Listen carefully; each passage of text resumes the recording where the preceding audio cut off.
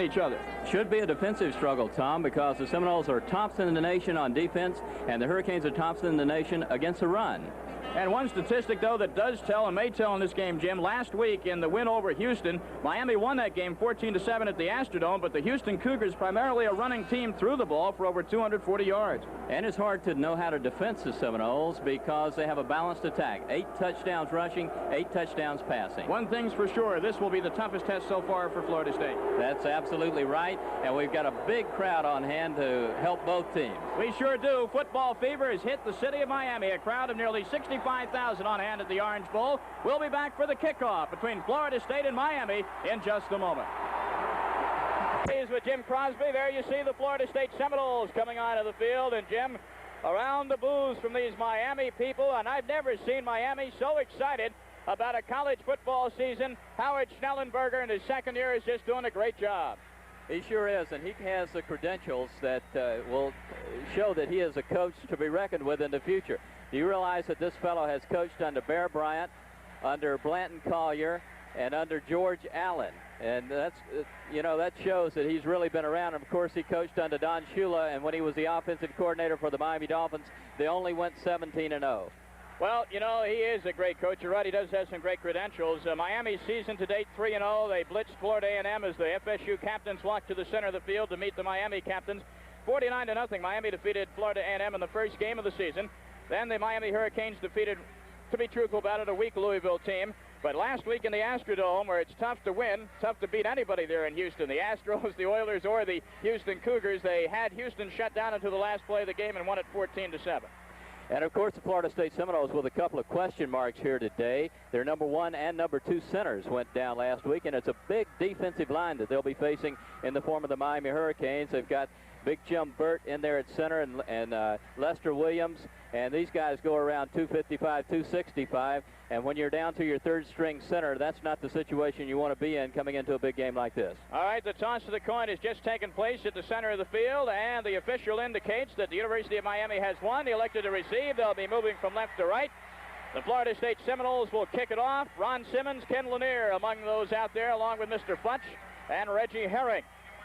So it's nice to see Ron Simmons in uniform and traveling rather solidly on that ankle injury which he sustained in our first telecast against LSU. We understand that the plan is not to start Ron Simmons. The plan is to start Jimmy Gilbert, but bring Simmons in almost immediately. That's what Ron said. He said he'd be in there immediately, and I don't know anybody that's going to argue with him when he talks like that, Tom. The Hurricanes dressed in their orange, brilliant orange with white pants, their helmets white with the orange and green trim, while the Seminoles in their road white uniforms with gold pants and that familiar Florida State Seminole helmet. Bill Capice will handle the kickoff duties and the kickoff returns. Well, triple safety will go back for Miami. Jim Joyner, a fleet wide receiver, along with Mark Rush, also a wide receiver, and Keith Griffin. So you have 3 wide receivers out there as the Florida State Seminoles huddle it up, and Bill Capice will tee it up on the 40-yard line. You know, Jim, I know that LSU is always tough in Death Valley, but I do think that this Miami team, the way they're playing and having to play them on the road, is the toughest test for Florida State so far this year. And the next 3 weeks are really going to tell what kind of team Bobby Bowden has, because next week we'll be in Lincoln to take on a team called Nebraska, and all they're doing is beating Penn State today, 21-7, and then Pittsburgh when the Seminoles return home. That's right. One good thing today, though, is not a totally hostile crowd. They got a lot of Seminole supporters in the stands. Here we go. The opening kickoff. Bill Capice fires it deep in the end zone. It will not be returned. It will not be returned for Miami. So the Hurricanes elect not to return that punt as Lawrence Thompson took it in. They'll take over 1st and 10 on their own 20-yard line. Now for Miami, there's Coach Howard Schnellenberger. Miami will start Jim Kelly at quarterback. He's a sophomore, 6'3", 205 pounds. The offensive line will run down for you when we have some time. But Kelly and the Tallahassee native Mark Rodrigue will almost certainly split the action today. Jim Joyner is split to the bottom of your screen. The backs in the I formation. Kelly back to throw on 1st down. It is complete to Joyner at the 35-yard line.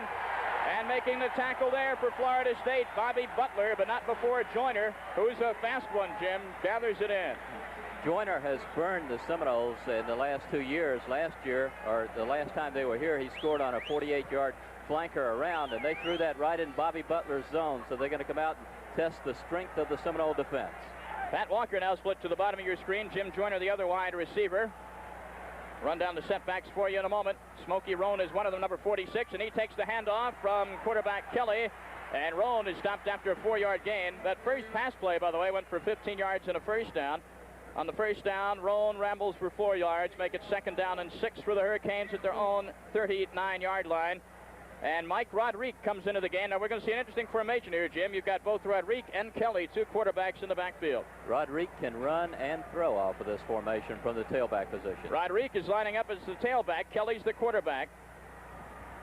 Let's see what happens here. Chris Hobbs is the up back in the I formation. Kelly going to keep it, and Kelly will be dragged down after about a 2-yard gain. The tackle made there by Paul Porowski as he drags him down, and this brings up a 3rd down situation.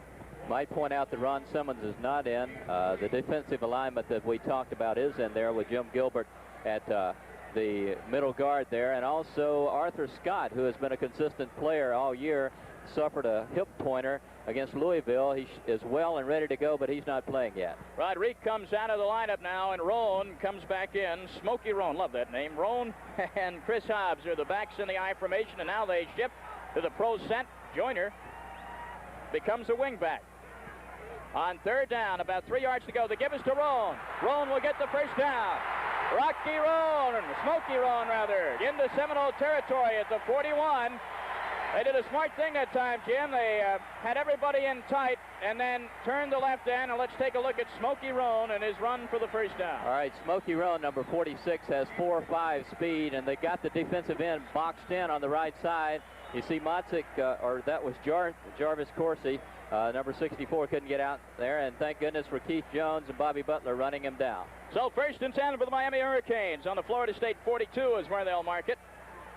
Hurricanes a nice drive, and Mark Roderick is in at quarterback for this call.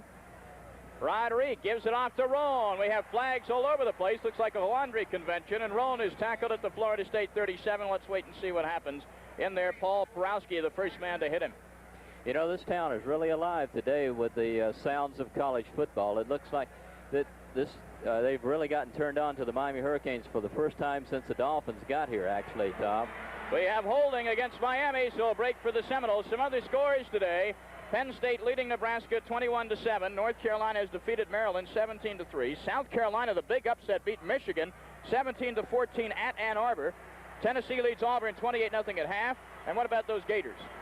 Florida was leading 21-7 over Mississippi State going into the 4th quarter, and also a big upset in the making out in Oklahoma.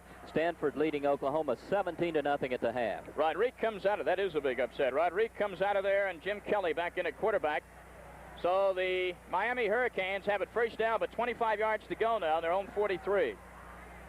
There goes Kelly rolling to his right. Kelly under pressure from Porowski, gets away. It is complete. Complete to the wide receiver for the University of Miami, and that would be Jim Joyner. Joyner makes the catch. I'm sorry, I think I gave you the wrong name there, Tom. We were Larry looking Brodsky. at, yeah, Brodsky that's right. Larry Brodsky, who played at Miami Lakes here under his father, Joe Brodsky, who is an offensive coach. You see Kelly rolling out, and he's looking, and he scrambled long enough to give Brodsky time to get open, and it was a completion. So I'll pick up a 10 yards, 2nd down 15 for the Hurricanes, now in Seminole territory at the Florida State 47. Joyner, the man in motion. The pro set attack. Howard Schnellenberger's Hurricanes. Back to throw is Kelly. Got the time. Throws for Joyner, incomplete. Kelly had some time, but closing fast was Scott McLean coming in from his defensive end spot. Number 60 put on a lot of pressure on that man, Kelly. And Coach Bobby Bowden says that Scott McLean has been the most consistent defensive player on the Seminole squad. He's alternated between defensive end and defensive tackle, doing a good job. You know, we might talk about Jim Kelly, the quarterback for Miami. Mike Roderick and Mark Richt have a pretty good quarterback coach on that team, fellow by the name of Earl Morrow. I believe I heard of him. Didn't he used to have a crew cut? Yeah. All right. He may still have it. He very well may. 12:42 left to go in the first quarter. We're underway, no score. I'm Tom Mees with Jim Crosby, and happy to bring you Seminole football live from the Orange Bowl. And we're going to have another flag here as Barata, the tight end, jumped off sides.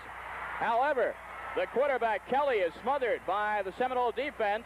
Whole host of Seminoles. Reggie Herring was in there, along with Arthur Scott. So Florida State may elect to take the down, which would bring up a 4th down in a punting situation. The penalty is offsides, obviously, against Barata and Miami. You know, Tom, I would think it would be more important for Miami to get ahead early than it would be important for FSU to get on the board to start with, because FSU has to have a little more confidence in Miami because of the way they've handled the Hurricanes the last 2 years and because of the previous record. Greg LaBelle, number 5, a 5'11 sophomore, 180 pounds, is in there to punt for Miami as it's 4th and 21. Back to receive Gary Henrys in single safety at the Seminole 15-yard line. So the Seminole defense holds up after Miami had run off a couple of quick first downs. No pressure. LaBelle gets it off. A high spiraling kick. What a good one. And Henry's going to let it bounce in the end zone. It will be a touchback. We'll return to the Orange Bowl of Miami after these messages with the score Florida State nothing and Miami nothing. This home will be ready soon, thanks to you. I'm Walter DeMille, Executive Vice President of Sun Federal Savings. Our savers are making this happen for a local family. And here's how. Through our high-interest 6-month money market certificates. Absolutely safe. Insured safe by the federal government. Isn't it nice that you can save so profitably and help other people to have a home to call their own? Sun Federal Savings, not affiliated with Sun Banks of Florida. I'm Spurgeon Camp, here at Southern Electric, television headquarters for top name brand television. Welcome back to the Orange Bowl, everyone. I'm Tom Mees with Jim Crosby, and we apologize we missed the first play of the Seminole drive. The reason being we have a liaison on the side of the field that is supposed to signal the referees when to stop for a timeout. He did, but the referees did not listen. Sam Platt took the first down carry for 4 yards, and then on the ensuing play, tight end for Florida State University, and that would be Sam Childers, was caught with an offsides call. They'll call it illegal procedure. So the gain of 4 is wiped out. The penalty is accepted, and it's 2nd down and 11. We apologize for missing that one play, and we hope it won't happen again. Ball is spotted on the Seminole 19-yard line. Wide receiver, Kurt Unglaub, way to the top of your screen. Rick Stockstill hands it off to Sam Platt. Platt over the 20. And Platt, a nice carry up near the 25-yard line. Maybe they'll mark it at the 24-yard line. And Fred Marion, a free safety from Gainesville, has to come up and make the tackle. Sam Platt gained 130 yards last week, 107 the week before. Coach Bobby Bowden said if it hadn't have been such a runaway last week and he hadn't taken Platt out, he probably could have gained 250 yards the way he was running. He's really had a good season so far. Yes, he has. Excellent. Big third down play here. 3rd and 5 for the Seminoles. They mark it just short of the 25-yard line, and Stockstill fumbles the snap. Who's got it? I believe he falls on it. But that'll bring up a 4th down, and Florida State will have to punt again. Or I should say for the first time, with 10:50 left to go in the first quarter.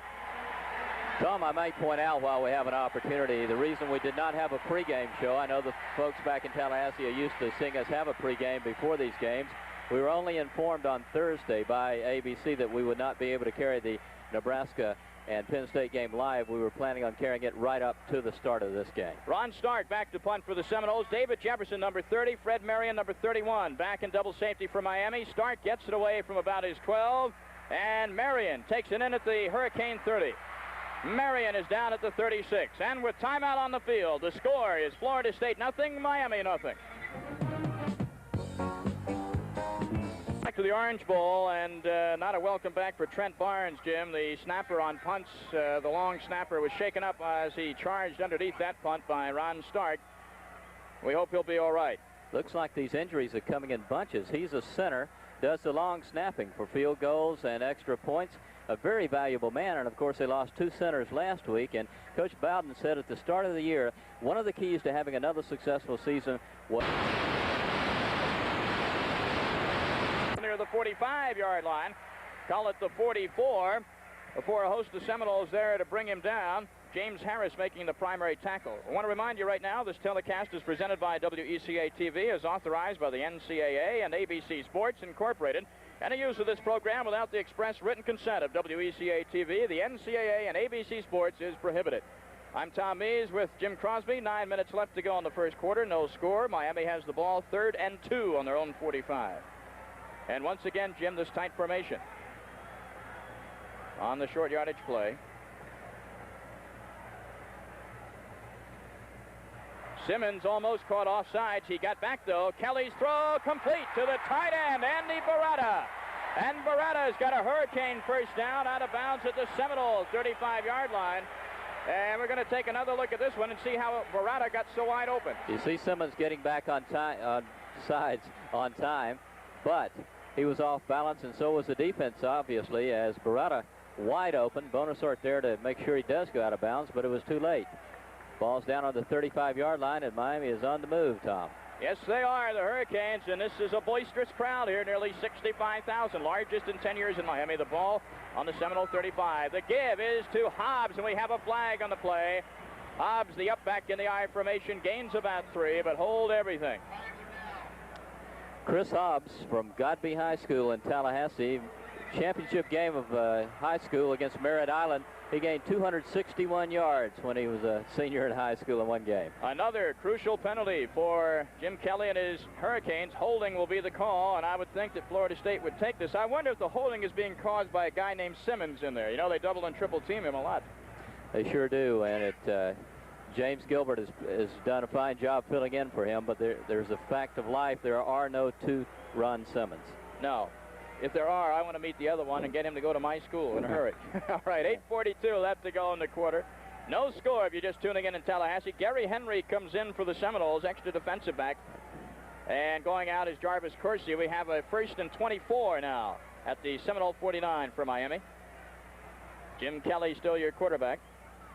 Again, Simmons is almost offsides, but he gets back. Kelly has the time, looking long, and it is intercepted, incomplete. Incomplete. Gary Henry with a great play against Larry Brodsky, who was open at the 10-yard line, but Henry played it well. Let's take another look at Larry Brodsky in action, who caught an 81-yard touchdown pass against FAMU earlier this year, as Kelly is a Pennsylvanian who came down here to play ball, and you see it's good coverage, and the pass is maybe a little bit underthrown, and Gary Henry knocks it away, almost intercepts it. Keith Jones there, too. You know, this is my first visit to Miami, but I can understand why a Pennsylvania would come down here to play football. I mean, the Northeast is all right in the fall, but who needs that snow? Second down, 24 yards to go for the Miami Hurricanes. Still a definite passing situation. Kelly with a fake run. Kelly's got the time, looking for the sideline for Joyner. He has it, but he's out of bounds. Out of bounds. The official says Joyner did not get his feet inbounds in time. All you need is 1 foot, and he didn't have it. That's right, and they're not going to shake this Jim Kelly. His last year, his freshman season, the first game he ever played, he completed 18 of 20 passes and defeated Penn State in the upset of the year. Gee, that's a pretty good accomplishment, I'd say, especially up there at Penn State. That's right, it was there. 83,000 crazies. Well, Penn State is being defeated by Nebraska 21-7. That's the latest score we have, and I don't need to tell you where we'll be next week. Right. Lincoln. That's next week. It's 3rd and 24 for Miami. Seminole defense digs in. Joyner and Walker are the split ends. Kelly back to throw. Got the time. Over the middle. Complete to Walker. Pat Walker at the 30-yard line. However, it will be short of the first down. Porowski made the tackle in there along with Monk Bonasorte, and let's take a look at it again. All right, let's watch Mr. Pat Walker, 6'3", 190 pounds, number 27 in action from Auburndale. Led the nation in per yard catches last year with 26.4. He comes up and makes a nice catch, but as Tom so aptly described it, is short of the first down. Brings up a field goal try. Number 1, Danny Miller, 5'10", 175 junior, will put it down at the 37. This will be a 47-yard attempt, angle to the right. Dan Miller. Holding the ball will be Greg LaBelle. The snap is down. It's a good one. The kick is up. It is long enough. And it is no good. Off to the left. So with 7:21 left to go in the first quarter, we are still scoreless, Jim, and we will keep it right here at the Orange Bowl in Miami as the Florida State defense has held once again. Well, that's only 2 field goals out of 6 tries this year for Danny Miller. I think that Coach Schnellenberger certainly would like to see a little more consistency than that. But the Seminoles got to have some consistency on offense here. The Hurricanes staying in the game and keeping them in their own end of the field, and they'd like to get it rolling now. Okay, 1st and 10 for Florida State on the missed field goal up at the FSU 30-yard line. Good field position for Rick Stockstill. The pitch out goes to Sam Platt. Platt over the 30 to the 33 before he's run out of bounds there by the Miami Hurricane pursuit in the person of Johnny Swain. All right, let's take a look at Sam Platt from Jacksonville, Florida on the replay, who has gained over 300 yards here this year in 3 games. And Sam makes a nice move, and he's hit on the sideline and knocked out of bounds. Bill Williams is split to the top of your screen. Hardis Johnson is split to the bottom. The backs are in the I formation behind Stockstill. It'll be 2nd down and 8. They give Sam only a gain of 2. Again, Stockstill gives to Platt, and they're ready for it. The Hurricanes are. Platt gains absolutely nothing. Coming in there to ruin that play, Lester Williams, a 6'3", 265-pound junior, and he really dragged Sam down for no gain. Let's watch Big Lester in action. Everybody in the nation wanted this fella. He runs the 40 in 4.7, and you see Platt cannot get out of his grasp. Once Lester grabs you, you're down. They're down to 9 for the Seminoles. Keep in mind, Miami, the 6th best team in the nation overall in defense, number 1 against the rush. Lester Williams is a big reason why. 3rd and 9 for Florida State. Stockstill rolling back to throw, rolling deep, looking for Williams. He's got him. He's got him. Williams is out of bounds, short of the first down. They'll mark it at the 38-yard line. I believe that Florida State may have to punt. Yes, okay, some of the fans on this side, which is the Miami side, didn't like that call. They thought he was out of bounds. But let's see on the replay. We'll have a better look at it. Fake the handoff to Platt. And Phil Williams, who runs precise patterns and has great hands, catches it and just gets his feet inbound. So Ron Stark is on the punt. Stark will get the snap. And let's watch the snap now. We have a different snapper in there. He'll get it at the 23-yard line. Marion, it's a good snap. He's under pressure. Stark gets it off. And Fred Marion backed up. He's going to let it roll into the end zone. And it will roll deep in the end zone. And it's 6:25 left to go in the first quarter. The score, Florida State nothing, Miami nothing. We'll be right back. Tom Mees with Jim Crosby back at the Orange Bowl. Let's correct one score that we gave you. Michigan did defeat South Carolina. It was close relatively, 14-3. South Carolina did not win that game. Michigan was the winner as expected. Okay, 1st and 10 for the Hurricanes of Miami now. 6:25 left to go in the first quarter, no score. And the ball's on the 20-yard line. Kelly at quarterback. Long snap count. He gives it to Smokey Roan, and guess who was there to bring him down? Paul Porowski. He got him by one arm and said, Mr. Roan, you're not going any further. 1-yard gain. Paul Porowski from Sarasota, Florida, the leading tackler on the team. Let's see him in action here as Smokey Roan puts that speed to use, but he runs right into the arms of Porowski, who just turned around and grabbed him with one arm. That's amazing strength, I'll tell you. Jimmy Gilbert is on that defensive line. So is Ron Simmons. So both of them are in there. Simmons is lining up as the nose guard. It'll be 2nd down and 9. Kelly straight back to throw from the pro set offense. Over the middle, complete to Joyner. Joyner is loose at the 35 and dragged down finally by James Harris up at the 37, but Joyner gets the first down for Miami. All right, Jim Joyner had 6 receptions coming into this game and for 175 yards. And let's watch him here, number 13, as Kelly hits him on the slant pattern. He's right behind the defensive end who was dropping off that time. And you see Reggie Herring making the tackle. I'm sorry, James Harris making the tackle. 1st and 10 for the Hurricanes of Miami. They're up at their own 33 and make that 37-yard line. Joyner and Pat Walker, the split ends, and Joyner goes in motion. Simmons again is almost drawn off, but he gets back again. Smokey Roan is dragged down by Porowski for no gain. Maybe he lost a half yard. You know, that's 3 times now, Jim, that Simmons has been almost drawn offside, but not quite. I wonder if that's by design or if he's just so anxious. I tell you, that he did not like that sitting out 2 weeks. It just, Ron is a type of guy that does not like to admit any kind of a weakness. And to him, an injury that keeps you out of the game is some kind of a weakness. 2nd down and 10 for the Hurricanes. They call it no gain. Ball is right at the 37-yard line. Walker and Joyner still the split ends. Kelly at quarterback. Kelly fakes to the up back. Fakes a flat pass and gets it out to Hobbs. And Hobbs is dragged down after about a 5-yard gain by Paul Porowski. That time, the quarterback, Kelly, faked to the running back, faked the pass out in the flat, and hit Hobbs out of the backfield for 5 yards. We'll have another look at it. God behind Chris Hobbs on the reception. Miami mixing it up real well on offense today. And Kelly fakes it to the right and pitches it out there to Hobbs, and a nice gainer. So 5-yard gain for Miami. They call it 4, actually. They place it at the 41. 3rd down and 6. Kelly straight back to throw again. Here come the Seminoles. Kelly's got to get rid of it. Complete to Hobbs, and he's got the first down. We have a fumble, and Florida State has the football. It's FSU football. Yes, it is. Jimmy Gilbert, the man on the football. Jim Gilbert, a big play man. And you see on the replay, the hit there by Porowski is what knocked it out of his hands. He grabbed him by the arms, and before Hobbs hit the ground, the ball hit the ground, and Howard Schnellenberger does not like it. Well, he doesn't like it, but the truth is that Hobbs did have control, and that's the key thing. He had the football, was hit, fumbled it. First and 10 for the Seminoles at the Miami 48. Let's see if they can take advantage of it. 3:49 left in the quarter, no score. Here's the pitch out to Sam Platt. Platt a busy man today, and Sam is brought down after a pickup of around 7, down to the 43. Marion in there on the tackle. Sam Platt being used almost exclusively on the ground.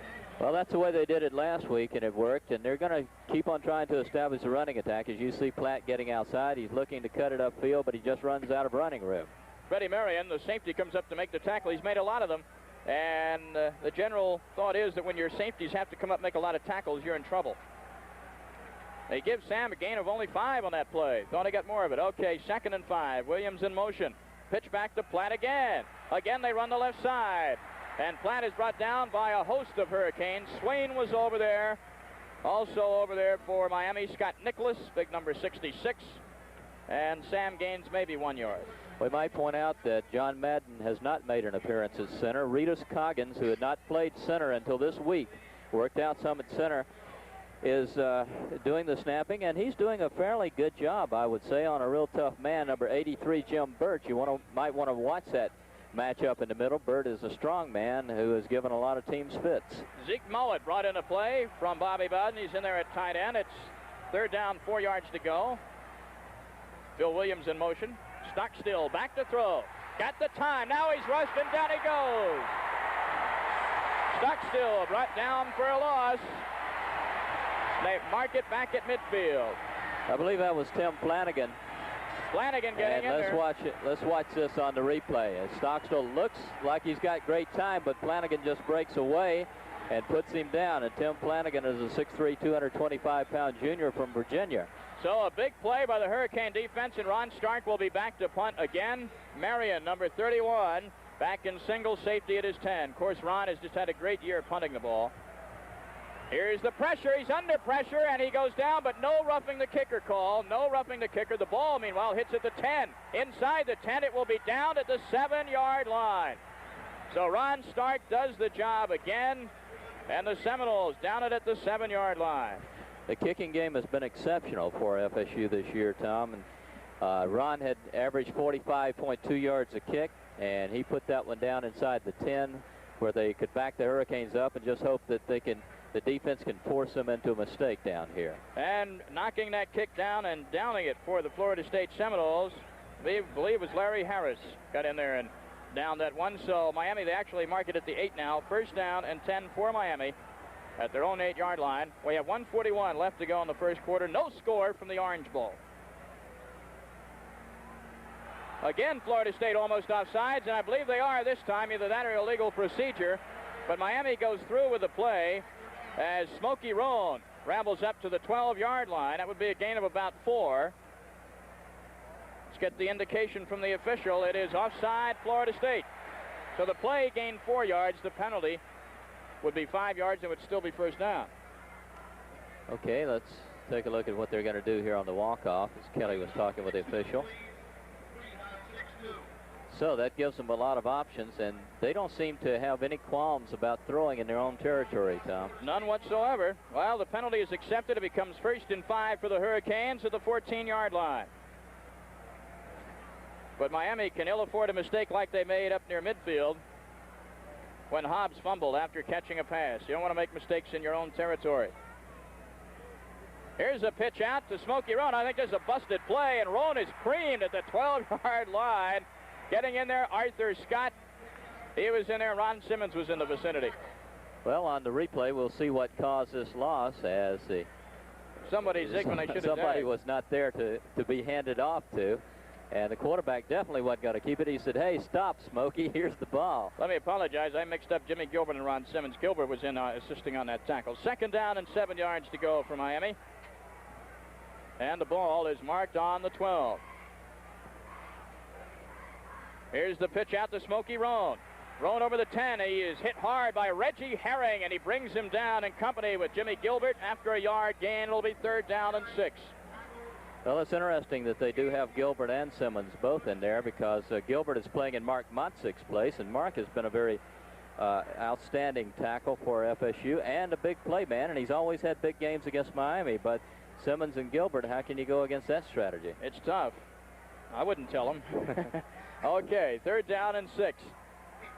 Big play here for the Miami Hurricanes as we're inside 25 seconds now to go in the first quarter. And the give is to Roan. Roan cannot elude the tackle of Arthur Scott. Arthur Scott, the senior out of Tampa, 6'2", 240, brought him down. And that may be the last play of the first quarter. We take a look at it. We're taking a look at the replay as Smokey Roan cannot get outside of Arthur Scott, who's in there. And he makes a nice grab and hangs on. And that's the end of the first quarter of play from the Orange Bowl in Miami. It's the Florida State Seminoles nothing, the Miami Hurricanes nothing. We'll be back in a moment. Welcome back to the Orange Bowl, everyone. I'm Tom Mees with Jim Crosby. We're set to start the second quarter of action. No score between Florida State and Miami. Miami has the ball, and they're going to have to punt, of course. 4th down and 5. The ball's on the Miami 13-yard line, and back to punt for the Hurricanes, Greg LaBelle. Gary Henry back in single safety for Florida State. Low snap. Here come the Seminoles. The pressure's on, but LaBelle gets off a beauty. Oh, look at this. Henry back at his 20-yard line. Henry at the 25. Gary Henry, a good return up to the 33-yard line. That was excellent return because Gary had no blocking. That was a 61-yard punt here as LaBelle, who has averaged 43.2 coming into this game, and we'll watch Gary Henry take it in at the 20-yard line. The ball was kicked from the 9, so he really got a foot into it. And I got a surprise here. 3rd quarter, Stanford 31, Oklahoma nothing. Unbelievable. That game is in Norman, Oklahoma. All right, 1st and 10 for the Seminoles. The ball is marked in the 32. About a 12-yard return for Henry. Here's the pitch out to Platt. What else? Platt on the ground for a gain of about 1. I tell you, the Seminoles are determined to establish this running game today. And that time for Miami, just as determined to shut it down, was nose guard Jimmy Bird. He's a good one out of Orchard Park, New York. He sure is. He's a tough one, and there was a lot of press that was comparing him to Ron Simmons this week. Ron, the gentle giant, and Jim, the intense street fighter, who always used to fight with his brother a lot, and they grew up, started playing football at the age of 6. Hardis Johnson, Phil Williams, double flankers to the bottom of your screen on 2nd and 10. They call that no gain. Here goes Stockstill rolling right. Going to throw intended for Johnson over his head. And I think that Stockstill may have thrown that one away. It was a good play by Rick because Miami had that one covered in the person of Ron Lippett. He was right there. Good play by that man, Rick Stockstill. That's right, and a lot of people don't know this. As a matter of fact, I just found it out before the game, Tom, but Rick Stockstill injured his shoulder during practice this week, and I think they've kept it pretty much a secret. And it was his passing shoulder, but he was throwing all right yesterday, so they thought he was okay. But he did not throw like Rick Stockstill has been throwing. Well, let's see. It's a passing situation now. Dennis McKinnon has come in with a play off the bench, 3rd and 10. Stockstill back to throw, got the time, going long, and he's looking for McKinnon. It's up in the air, intercepted by Marion and dropped. They're going to call it incomplete. Fred Marion had that ball, but McKinnon did a good job making the tackle, and he jarred the ball loose, so it's just an incomplete pass. All right, let's watch this long pass, and let's watch how Stockstill throws it. See if he is throwing loose and easy. It's a high lofted one, and Fred Marion out of Gainesville, Florida, who they call the brains of this defense, could not hold on to it. Well, I'll tell you, that was an easy ball to intercept. I did not like the flight on that ball at all, to be very frank with you. Ron Stark in there to punt, and back deep for the Hurricanes, David Jefferson, along with Lawrence Thompson. Thompson under the punt at the 23-yard line. He'll run it back.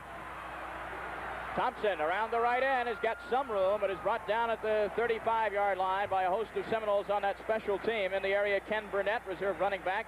Also in the general area for Florida State, Jarvis Coursey. So Miami's got one of their best field starts of the day. Field position at their own 35-yard line, and Mike Rodrigue comes in now to take the snap from center, at least on the first down. Rodrigue from Tallahassee. Of course, you all know the story. There's a Rodrigue on each team here today, and their papa is a hotel entrepreneur in Tallahassee. That's right. Ted Rodrigue was a quarterback at FSU, too. 13:28 left to go in the first half. No score. Rodrigue at quarterback.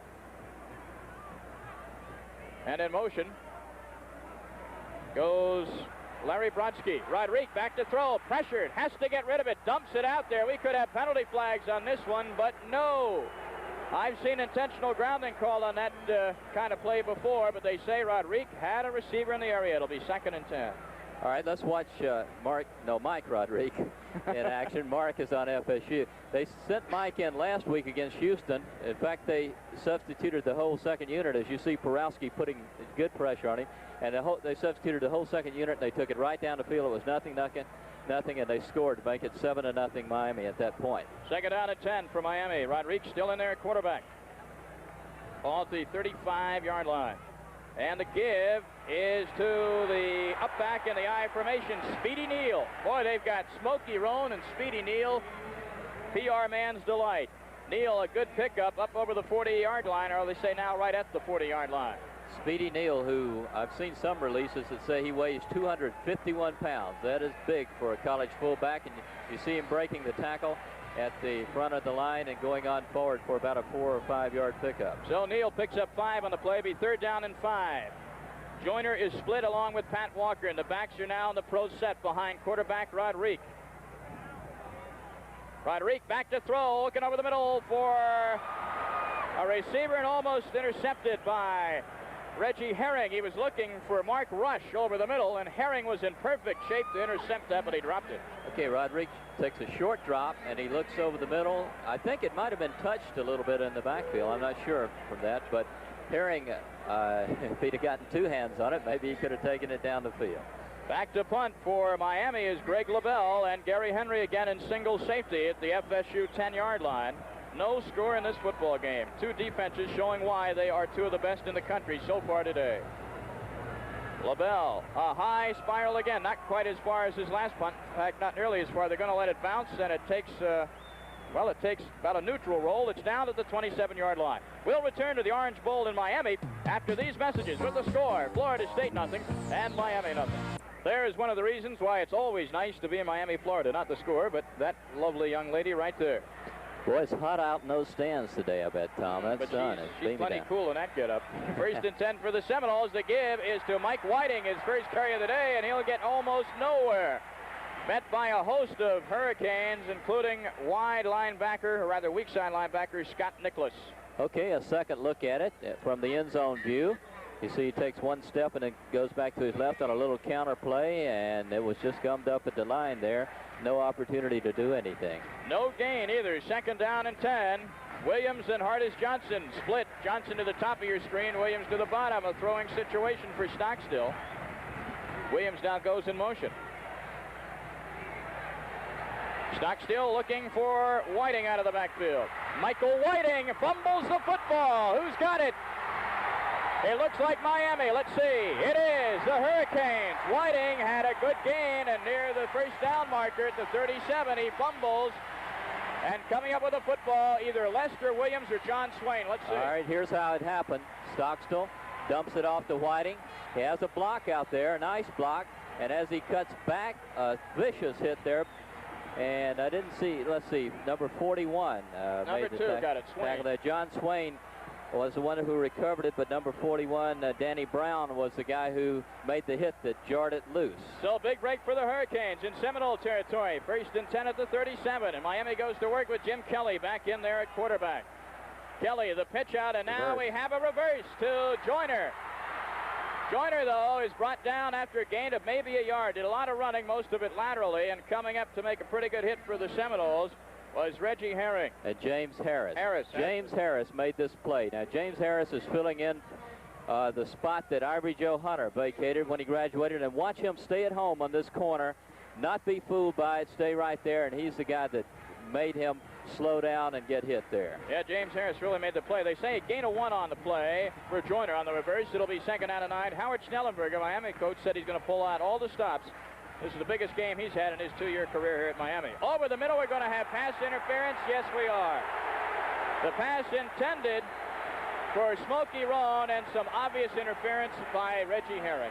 Reggie Herring was going for the ball, but he did hit him, and he did cause that to not be a completion, as we'll see.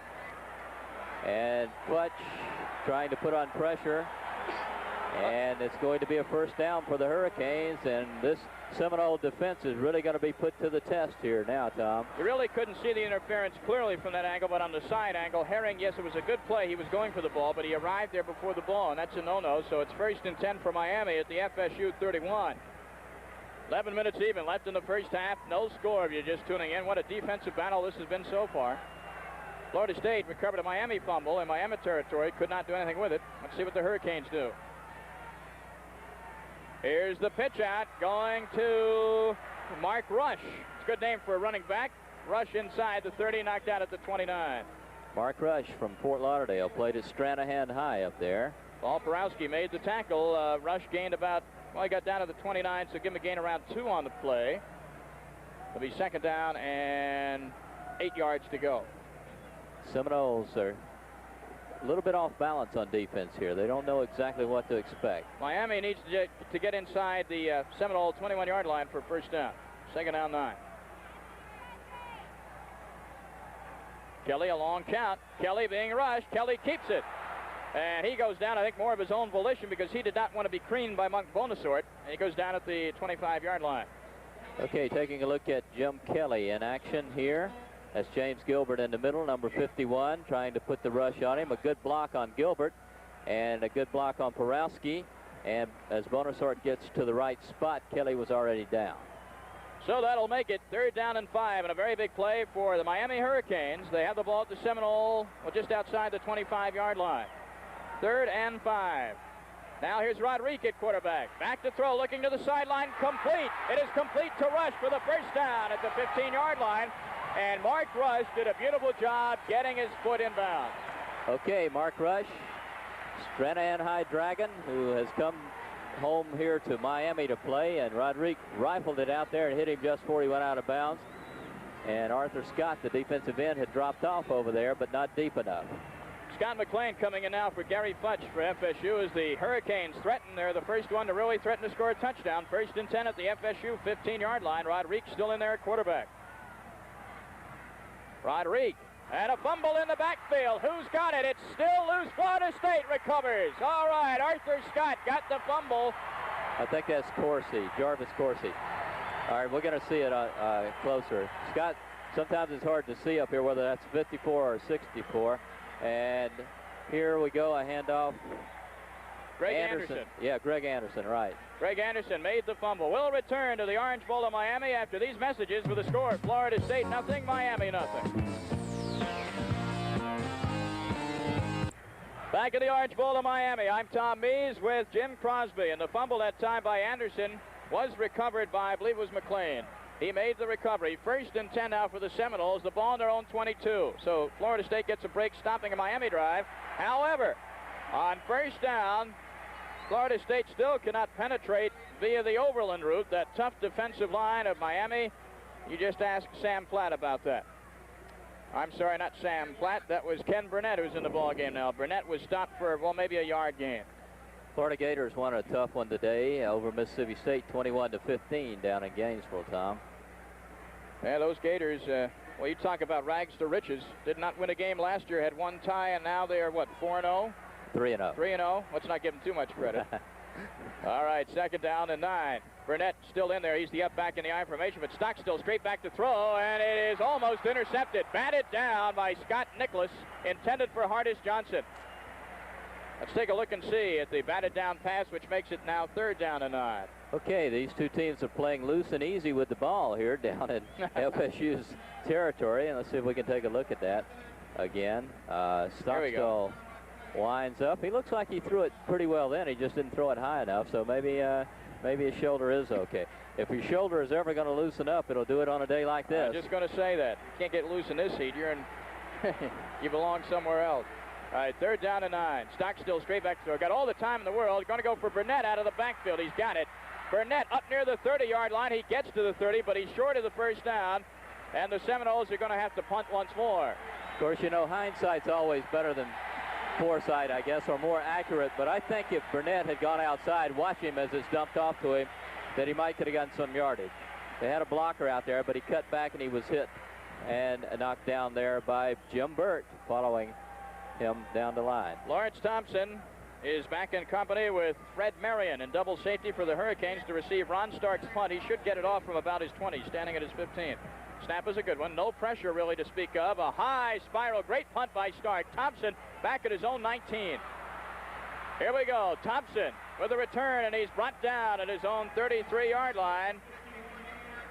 A 51-yard punt by Ron Stark, and making the tackle for the Seminoles was Ronnie Hester. It'll be 1st and 10 for Miami at their own 27-yard line. Coach Bowden was surprised that nobody has really come after the Seminole punter in the first 3 games. Nobody's really tried to block a punt.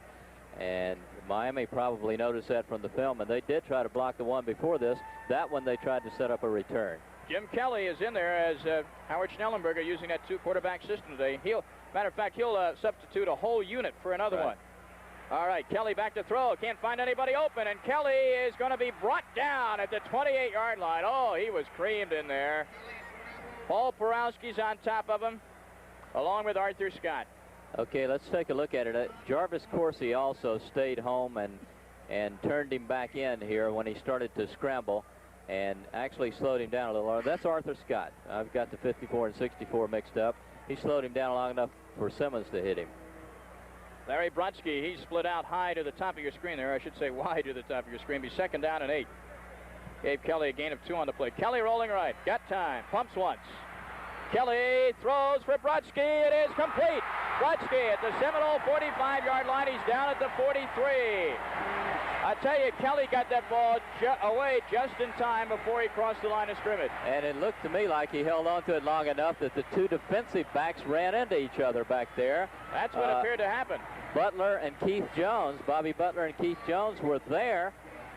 And it looked like we'll have a little bit of this play back here, the end of it. And watch, there's Butler in position.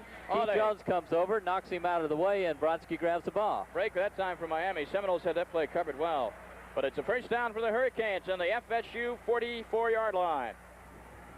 7:26 to go in the first half. No score. Flags all over the place. The pitch out goes to Mark Rush, and Rush hurdles tacklers down to the 1st down marker at the 33. But hold it. Let's see what the penalty is going to be. You know, Tom, I think any advantage FSU might have had coming in here with their number 9 ranking in the nation, 11-0 last year, having beaten the Hurricanes 2 in a row, is gone by the boards now. The Hurricanes are playing with them and playing with them well right now, and it's going to be a dogfight right down to the end. And that was a quote from Rick Stockstill. He said coming into this game it was going to be a dogfight. All right, let's see what Jim Kelly, the quarterback, does. The penalty is offside Seminoles. They'll take the gain, refuse the penalty. They're just short of a 1st down. The ball marked at the 35-yard line of Florida State, so it'll be 2nd down. And what do we have? About 1.5 yards to go for a 1st down. 2nd down. So they'll take the gain, and they will not take the penalty. Kelly in there at quarterback. Miami threatening again. They've had the better of the field position today. Kelly on the quick snap, quarterback sneak. We've got penalty flags. Kelly does go forward for the 1st down, but let's hold it again as we have timeout and see what the penalty is. Miami has really stopped themselves a couple of times with a couple of holding penalties. This time it's offsides the other way, and you know that the Seminoles are going to accept this one. Boy, it couldn't come at a better time, because the Hurricanes are just moving the ball right on down the field. Seminoles still digging in and playing it tough, but they've played the whole game in their own territory. So instead of 2nd and 2, it'll be 2nd down and 7. The ball moved back to the 40-yard line. Don't forget, be with us next Saturday afternoon. Jim and I will be at Lincoln, Nebraska, as the Seminoles take on the Cornhuskers. I've had something like 110 straight sellouts in Lincoln, and it'll be 111 when the Seminoles rolled into town. They're looking forward to that game out there, as I'm sure the folks in Tallahassee are also. 2nd and 7. Backs in the I formation for quarterback Kelly. Kelly keeps, and he will be stopped for no gain. Ronnie Simmons got him by the waist. And when Simmons gets you, you usually end up on the turf. Let's watch Big Ron in action, the subject of the latest song, Big Bad Ron. As he fights his way in the middle, he sees him try to cut back, and Kelly says, oops. Not this if time. I'd have known you were there, I wouldn't have cut back. No gain on the play. Maybe a loss of a half a yard. It'll be 3rd down and 7. They mark it just on the other side of the 40. Passing down. I tell you, these two teams are living up to their defensive reputation. Nothing. 6 minutes now left in the first half. Here's the pitch out to Rodrigue, who wants to throw. Now he thinks better of it, pitches out to a lineman who's going to be brought down for no gain. Rodrigue wanted to throw to Joyner, and all of a sudden he had somebody around his waist. Says, wait a minute, I don't like this at all. So he pitched out to John Canay, a left tackle. Let's see it. And John was not about to do anything but run with it. He said, here's my opportunity to be a star. Rodrigue must have thought he had a back there. Arthur Scott was on Rodrigue's waist. Look at this. All right, a bit of levity in a serious situation. LaBelle is in the punt again for Miami. They'll try and pin the Seminoles deep. Gary Henry standing on his 10, but if LaBelle hits this one like the rest of them, it ought to go in the end zone. He'll be angling it. There he goes. Let's see where it goes out of bounds. It is into the end zone and out. It's a touchback. And with 5 minutes, 10 seconds remaining in the first half, the score, Florida State nothing, Miami nothing. Tom Mees with Jim Crosby back to the Orange Bowl. We're set to go. 5:10 left to go in the first half. No scores yet. We got another corrected score. I'll tell you, they're going crazy up here in the press box. South Carolina and Michigan. South Carolina did win that game, 17-14. Oklahoma was a winner, or there's a loser. Nebraska was a winner. Seminoles first and 10. And Stockstill, the pitch out, and the pitch out that time to Ricky Williams, and Williams picks up about a yard. This is the time the Seminoles got to get a drive started. All right, Ricky Williams, who had been shifted to defensive back, is now getting his opportunity back at tailback, and he's making the most of it. He had a couple of nice games last week, and he cuts back, and unfortunately, Ken Lanier was pushed into him by Lester Williams. Big Lester on the line, doing his job. All right, double flanker right for Florida State. Nothing to score, but a great ball game. Over 65,000 here at the Orange Bowl in Miami. The pitch out to Williams again. Williams, good yardage, and Williams for the first down. Williams out of bounds at the 33-yard line. Marion drags him out of bounds. He stops the clock. Good run for Ricky Williams. Ricky Williams from Griffin, Georgia, has great speed, and they are certainly hoping to get him one-on-one outside. As you see him cut back, made a nice move there, but Fred Marion came out and closed it off. All right, Nebraska was the winner today, Jim, over Penn State. What was that final score? That was 21-7, and the opponent the week after for FSU, Pittsburgh, beat Temple 36-2. That's not a big surprise. Backs in the I formation, Burnett and Williams. Behind the quarterback, Stockstill to give us to Burnett. The up back in the I. He gains about a yard. Lester Williams brings him down. This Lester Williams is a good one. 6'3", 265 out of Miami. There's the view the players have from the field. Kenny Burnett, they were hoping to redshirt, but he's just played so well that he's moved himself up to second-string fullback, and they haven't been able to get him out of there, and he won't be redshirted now. He scored 2 touchdowns last week. Artis Johnson and Phil Williams, wide receivers to the bottom of the screen. As you look at it right now, Stockstill calls it 2nd down and 8. They gave Burnett a gain of 2 on that last play. Pitch out to Williams. They run the left end again, and Williams spins away from the tackle of Marion, but eventually he rolls out of bounds after a gain of a couple. Let's see where they're going to mark it. All right, we'll have another look at it, Tom. As you see the tight end, or the split end in motion there, Phil Williams, and they're going to run that way, and he flips it out to Williams. Good block out there by Burnett. Well, maybe not that good, but he slowed the man down. And Fred Marion, once again, who's playing a whale of a game in that secondary, came up and made the tackle. 3rd down and 6. Passing situation for Florida State. Double flankers out to the right. Unglaub in the game. And now Williams goes in motion. Stockstill with the pitch out to Ricky Williams. Up the middle, and he's brought down at the 36-yard line. Good tackle that time by big number 91 for the Hurricanes, and that would be Bobby Nelson, Jr. out of Baltimore, Maryland. All right, let's watch this great defensive play. Ricky Williams, Lester Williams hits him, but there's the man that made the tackle, Flanagan. It'll be 4th down for the Seminoles, as again Florida State is stymied by this tough Miami defense. Ron Stark in the punt. And back for the Hurricanes, Lawrence Thompson, in company with David Jefferson this time. Here's the punt by Stark. It's a great one, a high spiraling punt. Thompson back at his own 14-yard line. Leonard Thompson will try and cut back, but he will be brought down up at the 24-yard line. And with 2:28 remaining in the second quarter, the score, Florida State nothing, Miami nothing.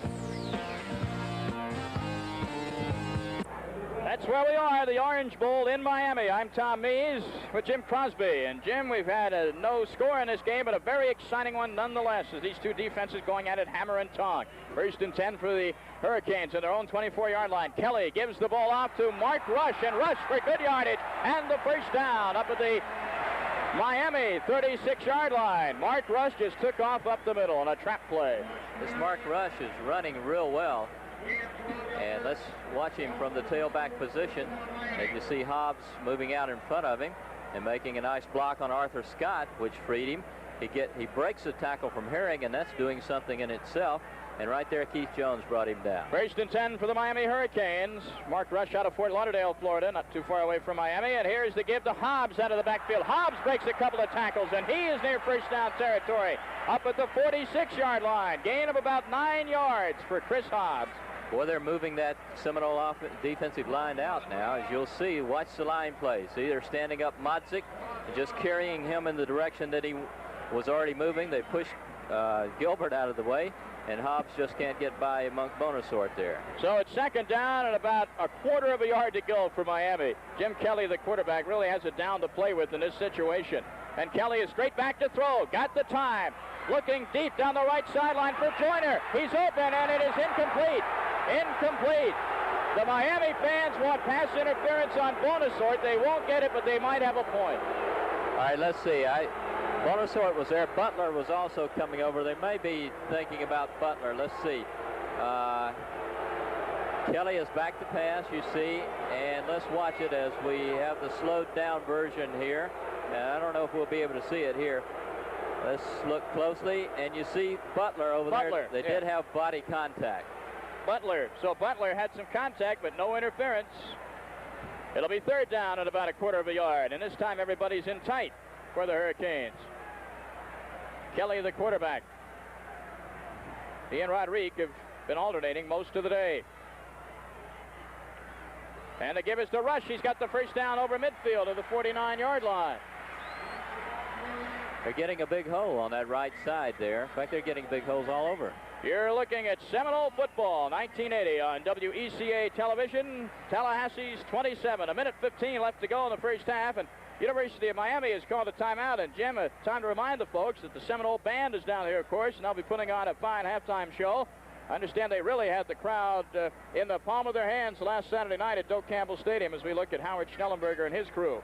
Boy, we'll be repeating that show. They will, and we'll have that on at halftime. The same show they had the other night, a shortened version. We'll also have an interview with Mike Martin, the baseball coach of the year in the college ranks. Oh, he did such a great job taking the Seminoles to the College World Series. All right, they didn't win it, but only one of the 8 teams that goes there does. And next year, things are looking awfully well indeed. I saw Mike Martin today, said he had a great recruiting year. While we're tossing out reminders, I'd like to remind everybody who's listening in back in the Tallahassee area to watch Action News 5:30 and 11 o'clock during the week with Marianne Laughlin and Jerry Brown doing a great job of co-anchoring, and Beth Campbell on the weather, and we have a little sports on there too. Quite a lot of sports from what I understand. Okay, the Hurricanes have it. First down, 10 yards to go at midfield after that nice rush by Rush. Something that doesn't sound right. Florida State might be offside on this play. Kelly throws it intended for Joyner. He got knocked for a loop by Ron Simmons. But the flags on the play may indicate either illegal procedure against Miami or offsides against Florida State. Mark Modzik jumped off sides. I don't know if he was drawn off or if he just had encroachment. He was drawn off. He certainly was. That's the call, and it goes against the Hurricanes. And how many times has Miami hurt itself with penalties today? The clock's stopped with 1:10 left to go in the half. Florida State has all 3 of its timeouts remaining. Miami has 2. They just used one of them, so they have 2 remaining. Seminoles take the penalty, and the ball is marked back at the 45-yard line. It'll be first and 15. No score in this ball game. Florida State came in favored by about 5 points, 5 or 5.5, and now the official places the ball on the other side of the 45-yard line. There he is, Mr. Kelly, Jim Kelly, 6'3", 205, a sophomore for the University of Miami at quarterback. Straight back to throw. Looking to the sidelines now to Rush. He gathers it in. Rush fumbles the football. What happens? Did it go out of bounds? I believe it did, yes. Rush fumbled it, but he fumbled it out of bounds, and Miami will have it at their own 48, gain of 3. Here's the replay. For some reason, Pat Walker took about 3 players down the sideline with him and just cleared out that area and left Rush all by himself. And you see James Harris coming up and making the tackle. There's the fumble. He fumbles it out of bounds. Good break for Miami. Second down and 12 for the Hurricanes. Gain 3 on the fumble play. Kelly Giving it to Rush, and Rush is brought down right at the line of scrimmage. Maybe they'll give him 2 yards up to the 50-yard line. Jimmy Gilbert, one of the men in there, along with Reggie Herring. Gilbert and Simmons are both in there. We have another timeout now called for by Miami coach Howard Schnellenberger. 52 seconds left to go in the first half, and there is no score. Well, next Saturday on Tallahassee's 27, Florida State football returns. Jim and I will be at Lincoln, Nebraska to bring you the Seminoles against Nebraska. The Cornhuskers, we know, will be coming into that game undefeated. They have defeated Penn State on the road. Of course, last week they mauled Iowa 57-0. And Nebraska is, well, they're always in the top 5, let alone the top 10 in the country. It's going to be exciting, but I'm sure there's not a thought in anybody's head about that one right now on the Seminole Not on the side. field anyway, no. They're really in a fight here, and I tell you, the Seminoles have not established anything on offense. They have not gotten any kind of a running attack or passing attack going against this tough Miami defense. Very candidly, Miami's defense, as well as Florida State's, has lived up to its reputation.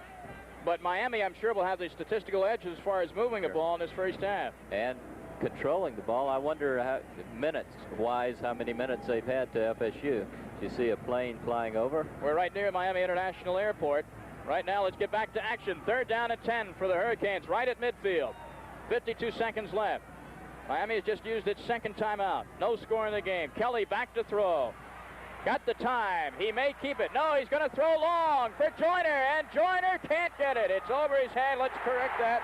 Larry Brodsky, the intended receiver. I tell you what, that's going to be a questionable call. That's for Larry Brodsky. Gary Henry fell down and hit his legs, but the ball looked to me like it had passed and was already almost in the stands there. Now watch. Let's see if we can see on the replay. There's a flag upfield also. See, the ball had passed when he hit him, it looked like. Yes, it did. That's a questionable pass interference call, but we have another flag upfield near the line of scrimmage. Pass interference, Florida State. They're going to call it first down. So a questionable pass interference call against the Seminoles. It appeared that ball was way over the receiver's head, and he had no chance to catch it. It was Brodsky and not Joyner. 44 seconds left in the half, too, Tom, and they're going to get the ball on the 1-yard line. First and goal for the Hurricanes of Miami on the FSU 1, and this crowd at the Orange Bowl is in an uproar. They've not had a touchdown scored against the Seminole defense. That one touchdown was scored on the special teams, so they're going to really have to have their backs to the wall here.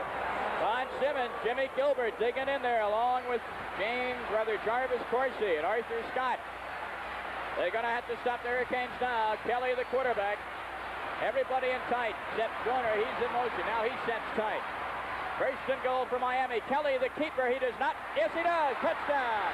Touchdown, Miami. The Seminoles say no, but the official says yes. Keith Jones and Bobby Butler are complaining, but the official rules that Kelly stuck the ball in for the touchdown. Boy, these fans are alive now. Howard Schnellenberger, you see on the sideline. Jim Kelly sneaking it in from 1 yard out with just 41 seconds remaining in the first half, and the Seminoles are behind for the first time this season. In to attempt the extra point will be Greg LaBelle. Greg LaBelle in to attempt the extra point. A questionable pass interference call. I'll tell you, we'll try and take a look at that a little bit later on for you again. That really set up the touchdown. A high snap, but it's down. The kick is up, and the kick is good. So with 41 seconds left to go in the first half, the slightly underdog Miami Hurricanes have taken a 7-0 lead over the Florida State Seminoles. And I imagine that the Seminole coaches will be reviewing the films of that pass interference call for a long time to come, Jim. But right now, I'm sure they're telling the players to put that out of their minds. They got to get back in this ball game, and they got to do it in a hurry. And well, of course, we have a whole half of football left, and it's only 7-0. But that's true. You don't want to give the underdog at home a chance to stay in the game, because the longer they're in there, the tougher they are to beat. That's true. And the Seminoles, of course, kicked off, so they should be receiving when they start the second half. Speaking of kicking off, Dan Miller will be in there to do the honors for Miami. Dennis McKinnon will be stationed at the Florida State goal line. He'll be in single safety. Actually, now he's fading into the end zone. Mike Whiting is also back there along with Harris. All right. A 1-yard run by quarterback Jim Kelly, and the underdog Miami Hurricanes have a 7-0 lead over the Seminoles. Here's the kickoff, and it's an onside kick. And let's see if FSU recovers. It's loose at the 35-yard line. Let's see who's got it. The officials have not yet signaled. A daring move, and Florida State has it. Dan Miller with that squib kick. Actually, I guess that's pretty good strategy with now 38 seconds left in the first half. But the Seminoles have it. The Seminoles had a lot of receivers and backs up front, and I think they anticipated it, and that was Ernie Sims, a fullback, who touched it to start with, but he didn't grab it solidly, and it was a tense moment there. I'm sure Bobby Bowden's heart was in his throat. All right, Stockstill's got 38 seconds and 3 timeouts to work with. Seminoles have it on their own 35. Stockstill straight back to throw. Now he gives it to Whiting. Michael Whiting around the left end. He'll want to get out of bounds. He gains about 8 yards and then gets out of bounds, stopping the clock with 30 seconds left. It'll be second down about 2. All right, we'll watch Mike Whiting on this little reverse. And there is a Miami player down on the field, too, an injury. Stockstill rolling back, conceals it well, gets it to Whiting. And Coach Bowden likes to run these wide reverses like this. He thinks it keeps the defense on their toes and sometimes softens up the middle. And we can't see who that is down. But I might add this point here. Coach Bowden believes that anytime you get across the 50 that he's got a shot with Bill Capice at getting a field goal. Well, it's a member of the Miami University Hurricane football team who's down at the 40-yard line. As soon as we get a number, we'll give it to you. There's the arithmetic, 7-0 in favor of the Hurricanes, and even 30 seconds left to go in the first half. You're watching Florida State football on Tallahassee 27. I'm Tom Mees with Jim Crosby. And they mark it at the 42-yard line to the officials, and they call it a 7-yard gain for Michael Whiting. It'll be second down and 3, but that's really irrelevant when you consider the time. The Seminoles don't want to go 3 yards. They want to go, about 57 yards. What Howard Snellenberger has done with this Miami team has been truly amazing. They've had some real rough years, and Snellenberger came in and he put his cot in the locker room and he just stayed there. He was there day and night plotting strategy. And of course, you know, when Snellenberger coached under Bear Bryant, he was the offensive coach when Joe Namath was there, when Steve Sloan was there, when Kenny Stabler was there. So if anybody knows how to develop an offense, it's Howard Snellenberger. And he has frankly kept the Seminole defense off balance with a wide variety of plays today. Tom, he's thrown long, he's thrown short, he's gone in the middle, he's tried reverses, and he's got good speed, and he's getting good defense, and he's just got a solid football team here. Well, the injury is to the University of Miami's Danny Brown. Brown, number 41. He is a linebacker, sophomore out of Pensacola, 6'2", 227, and he's being helped off the field. We hope he's all right. He's also the man who caused the fumble that Whiting fumbled earlier, as you get a look at the crowd there. The guy with a pirate hat on, he can't be too happy. It looks like Pittsburgh's not going to make it, the National League East, but that's another sport. All right, 30 seconds left to go. The Seminoles have it, second down and 3. At their own 42, Dennis McKinnon, who's always a TD threat, in there at wide receiver. He split to the bottom of the screen. Here goes Stockstill. Fakes to Whiting out of the backfield. Now Rick is going to keep it. Nobody open, and Stockstill gets back within the line of scrimmage. I believe he lost about a yard, and immediately calls timeout with 21 seconds left to go in the half. All right, we'll have another replay, a second look from the end zone here at Rick Stockstill. He fakes the pass, and then when he turns around, there's nobody open. He wisely didn't throw it because Jim Burt, smart nose guard, had drifted over there. He sniffed out that screen. They were trying to set up a screen to the left side, and Burt refused to be suckered in on that. Well, the Seminoles called a timeout, and after that play, walking back to the huddle, Rick Stockstill was holding his right shoulder with his left hand. We look over at the sidelines for Florida State, and we don't see any other quarterbacks warming up. Of course, Kelly Lowry would be called upon as Stockstill injured. Blair Williams would be the second-string quarterback, and Kelly Lowry the third-level quarterback.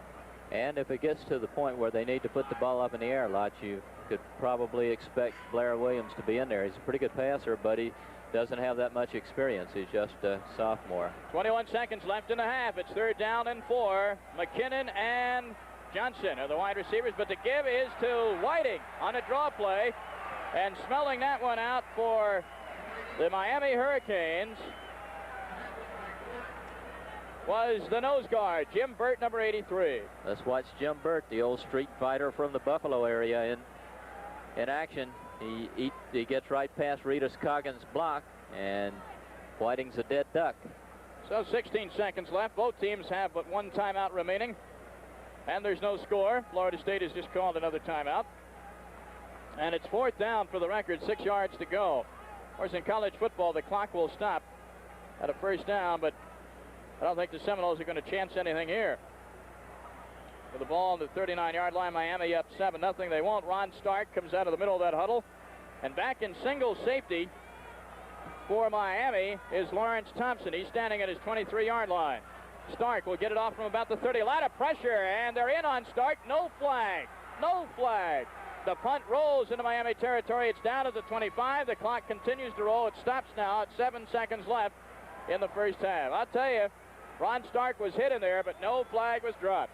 And the pressure caused him to get off only a 36-yard kick there, Tom, but it's still pretty far back in Miami territory, and I'm sure with 7 seconds left, they'll just play it cozy and happily go into the locker room with a 7-0 lead as the Seminoles will go in and try to regroup and see how they can attack this defense better and hope for better field position in the 2nd half. That's right. 7-0 is the score, but of course that's a very tenuous lead. And if you get some good field position and a big play, the Seminoles still well within striking distance, of course, with a whole half of football left. Kelly has everybody uptight. He just takes the snap and falls down. And unless Florida State calls a timeout, that will be it. That's the end of the 1st half of play with the score. The University of Miami 7, the Florida State Seminoles nothing. We'll be back at the Orange Bowl in just a moment. Massachusetts, the Stanford Cardinals were frankly blown out by the Boston College Eagles. Now, Boston College comes into Doak Campbell Stadium, I believe, on the 18th of this month of October, the 18th of October. For homecoming. Yeah, and that'll be quite something indeed, so don't take BC very lightly. Okay, the Seminoles will receive to start the 2nd half of play. Dennis McKinnon, as the shadows begin to encroach on the Orange Bowl, is in his own end zone. And the wind will be behind the back of the Hurricane kickoff man, Danny Miller. The wind is picking up quite briskly now, blowing from right to left as you view it on your TV 27 screen. And we're set to go with the 2nd half of football. Let's go get them Seminoles. Miami leads it by a count of 7-0. Miller moves into the ball, and this one's going to go to about the goal line, maybe 5 yards in the end zone. McKinnon going to run it out. Dennis McKinnon to the 10, and he's right down at the 12-yard line. Maybe McKinnon, well, hindsight's always 20/20, but Isaiah West, the big defensive end, makes the tackle, a 6'3", 217-pound sophomore. And Jim, a bad field position again for Rick Stockstill and the Seminoles as they'll take it 1st and 10 and mark it at the 13-yard line. Well, I'm sure the Seminoles are a little bit frustrated, especially Dennis McKinnon, who's from Miami, and he wanted to do something big there, but I think he even realizes that that was a bad decision right now to bring it out. Well, he was a bit tentative when he did bring it out, and he who hesitates is lost. All right, Stockstill, the quarterback, the backs in the I formation.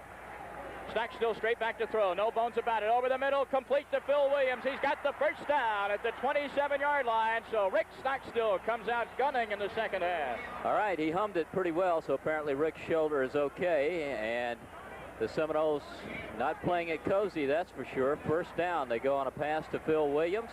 And you see Stockstill with great protection. Phil Williams getting an open space in the defense and grabbing it off, and it's a 1st down. I'm beginning to find out why they call them the Hurricanes. The wind is blowing a gale in the press box right now. Sure is. 1st and 10 for Florida State at the 27-yard line. Stockstill again, straight back to throw. He's got loads of time. Could eat a sandwich back there, and the pass is batted back in his face. Batted back by Jim Burt, the big nose guard. Okay, we've mentioned that name a few times today, Tom. Jim Burt, see him right there in the middle of the line, number 83. He's knocked down. He gets up and comes back and puts a hand up and hits it down. That's why they say go to the ball. When you get knocked down, get up and go after the ball. In practice, they say that all the time. That's the exact reason why there. I've been very impressed with the play of one Jim Burt. Big 250-pound senior from Orchard Park, New York. 2nd and 10 for Florida State. Stockstill back to throw again. Going for the sidelines, he's got Platt. Sam Platt over the 30. Good move by Platt. He's got the 1st down. Or no, he doesn't. They call him out of bounds. Platt was called out of bounds about a half-yard short of the 1st down stripe. A big play. They call him out, Jim, at just about the 31.5-yard line. The Seminoles need to get to the 32. All right, I'm surprised the Seminoles haven't used this play more frequently, because Platt was a receiver. They like to isolate him on linebackers like they did there, and he was knocked out of bounds about a yard short of a first down. You know, one thing, though, the Seminoles haven't shown a lot of different offenses in the previous games. They haven't had to. Third down and less than a yard to go for Florida State. Here's Stockstill. He may or may not have it. Rick Stockstill, I don't believe, has it. I don't think he got it either, Tom. I think he wanted to hand off to Mike Whiting, and it never happened. Now Stockstill signals first down. Hey, the official gives it to him. Well, it's a good thing that we're not reffing this game. I'll tell you what, I'll take that call and be thankful for it. They marked the ball up at the 37-yard line, and that's a 1st and 10 for the Seminoles. We want Florida State to win, but from our angle, it looked like Stockstill was stopped short. We'll take it, though. 1st and 10, Miami leading 7-0 on Tallahassee's 27. Stockstill rolls to his right, now sets up and throws. It is incomplete. Intended at the 47-yard line for Bill Williams, and excellent coverage by the Miami defensive backfield in the person of David Jefferson. All right, let's watch David Jefferson, who wants to run a clothing store when he gets out of school, or else be an astronaut. Those were his two choices, and he did a good job there. He was right there. All right, a clothing store. That's unusual. That's quite a variety of choices there. I wonder if he'll settle for anything in between those two. Interesting. All right, Hardis Johnson and Dennis McKinnon now your wide receivers. Back still in the eye. It'll be 2nd down and 10.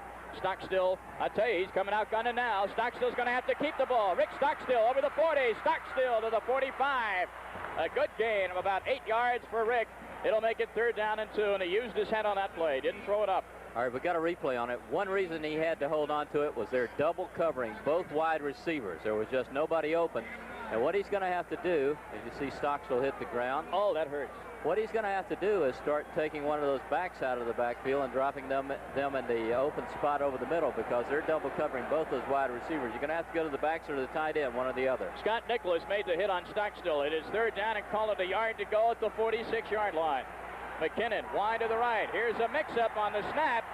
Stockstill recovers it, but he loses yardage, and Florida State will be forced to punt. It's a bad time for that to happen. Certainly is. And the crowd at the Orange Bowl is going bananas. All except about 2 sections full of Florida State fans. They're not too noisy right now. If there were any Hurricane players or any Hurricane fans that didn't believe they could do it when they came in today, they certainly have lost all doubts. It's an uphill struggle all the way now. Ron Stark back to punt, and in single safety this time, Fred Marion. Stark will have plenty of time this time against the wind. It's still a pretty good kick, a high spiral, and it's taken in at the 20, make that the 15-yard line by David Jefferson. He's down right there. We'll return to the Orange Bowl of Miami after these messages for the score. Miami 7, Florida State nothing. Welcome back to the Orange Bowl on Channel 27. It's Florida State football. Hello there, honey. How you doing? Okay, it's 7-0 Miami. I'm Tom Mees with Jim Crosby. The Hurricanes take over 1st and 10 on their own 15 after a 43-yard punt against the wind by Ron Stark. Kelly, the quarterback. The pitch out is for no gain at all. In fact, a big loss by Smokey Roan. He was belted in there by Jarvis Kersey, who came in and nailed it. Okay, let's watch Coursey, who has had a pretty good game on defense on a number of occasions. We've called his number when play was stopped for a loss, and Coursey's over there. But it looks like Big Ron's the guy that grabbed him. Coursey had him around the ankles, but Simmons spinning him around from the top. Also Mark Motzik in there. Simmons and Motzik along with Coursey. That was a loss of 2 on the play. 2nd down and 12 for the Hurricanes deep in their own territory for a change. Here's Hobbs, and Hobbs on a trap play over the 15 up to the 18-yard line. Chris Hobbs from Godby High School in Tallahassee. In on that play, Jarvis Kersey was there, along with Paul Porowski. There's a look at the Miami quarterback, Jim Kelly. He's a sophomore, and he's out of, well, I'll tell you in a moment, he's out of East Brady, Pennsylvania. This is a big, big play. Big third down play here, Tom. 3rd and 8 for Miami. It is, Jim. The Seminoles would like to have Miami to punt deep in their own territory and give Florida State some decent field position. As it is, it's 3rd down, 8 yards to go. Kelly, straight back to throw. Got some time. Looking long for his tight end, and incomplete. He was looking long for Andy Barata. Back there to defend Monk Bonasort, along with James Harris, but the ball was overthrown. And frankly, Barata had both of them beaten if the ball hadn't been overthrown. As you see a replay on the screen, Kelly puts it up. He splits the coverage, and the ball was overthrown. You're right. He did have the Seminole defensive secondary men beat on the play. Gary Henry will be back in single safety, and back to punt for Miami is number 5, Greg LaBelle.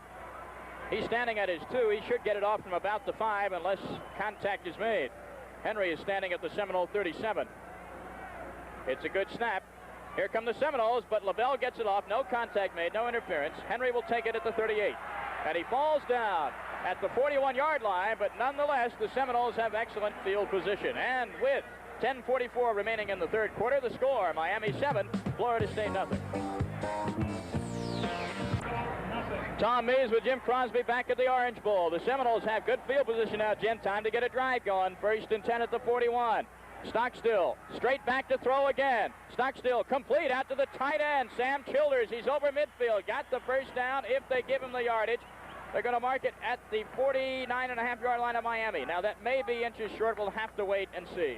Well, apparently the Seminoles have decided it's time to stop playing it cozy on offense. They're getting wild and throwing to the tight end here. And just like we talked about, they were double covering the wide receivers. Childers got it close to a first down. Well, they take the measurement quickly. Some scores, Jim, from around the country. All right, we got Missouri beating San Diego State 31-7. Georgia Tech beat a Seminole opponent, Memphis State, 17-8. Ohio State, a 38-21 winner over Arizona State. Wake Forest beat North Carolina State today, 27-7. And those Georgia Bulldogs continue to roll, beating TCU 34-3. I'll tell you, for my money, Georgia may be the best team in college football right now. It's hard to vote against a Nebraska or Oklahoma or something. Well, it isn't hard to vote against Oklahoma now. They were beaten soundly at home by Stanford, but Georgia is one tough football team. Dooley's got them dogs going.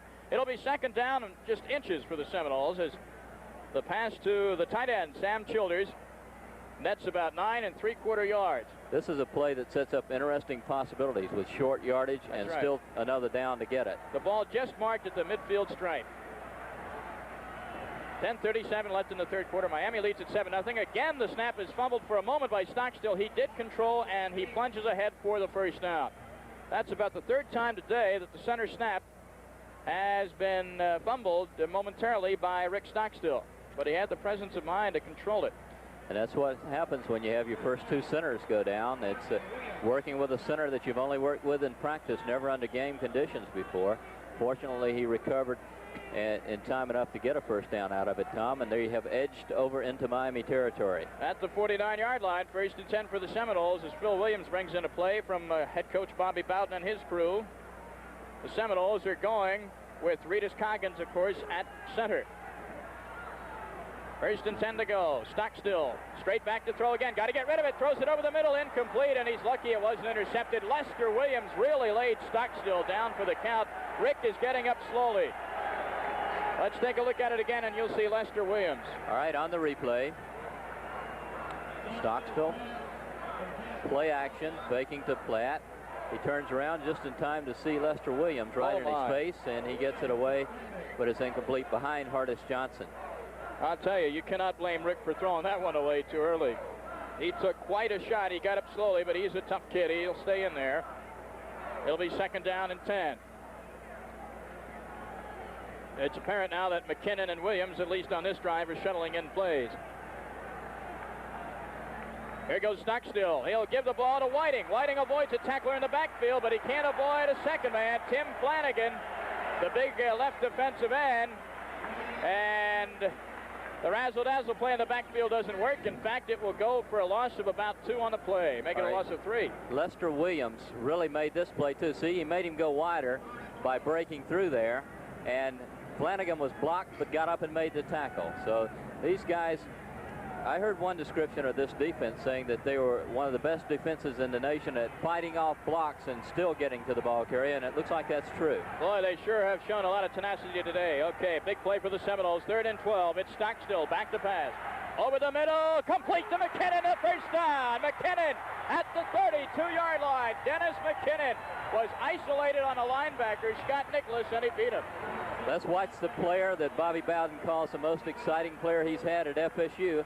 Number 6, Dennis McKinnon, as Stockstill fades, drops, and finds the open spot. And if McKinnon had another step, he probably could have outrun anybody on the field there. Well, McKinnon had to be brought down by Fred Marion, but he beat linebacker Scott Nicholas. First and 10 for the Seminoles at the 32. Miami leads it 7-0 if you're just tuning in. Hope you're enjoying the action on Tallahassee's 27. Again, Stockstill to his left. Got some time. Looking to throw over the middle. It complete. What a catch. Oh, baby. What a catch by Hardis Johnson. Fantastic. First down. What a miraculous catch. We'll lock it again. Look. All right, we watched Rick Stockstill, and I have to tell you, Stockstill's holding his arm down by his side now after the play is over. But look at him put it right on the money, in between three players, right to Hardis Johnson. And Hardis did a great job of hanging on. The sophomore out of Tampa, Florida. What hands, I'll tell you. Freddie Bolitnikoff, the former Seminole great, couldn't have done it any better. There's no doubt about it. Stockstill's shoulder is hurting him. We're seeing a great display of courage on this young man's part here. First and 10 Seminoles, we certainly are. The ball is on the 16. However, the Seminoles are bollocksed up on this play by the Miami defense. Coming in there to stop the play, Bob Nelson. And they'll give it a loss of a yard on the play, be second down and 11. So Florida State with a couple of big passing plays, one to Dennis McKinnon, one to Hardis Johnson. And there is a man who's been wreaking havoc all day in the person of Lester Williams, big number 73 of the Miami Hurricanes. He's been making life difficult for Florida State's offensive players. But he's on the bench right now. That's a good place to have that man. Second down, 11. Stockstill straight back to throw.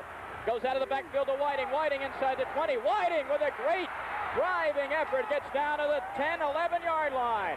Michael Whiting ran over a Hurricane defender, and he picks up a gain on what looked like it might be a loss. That's Michael Whiting for you. He never gives up. Let's watch him.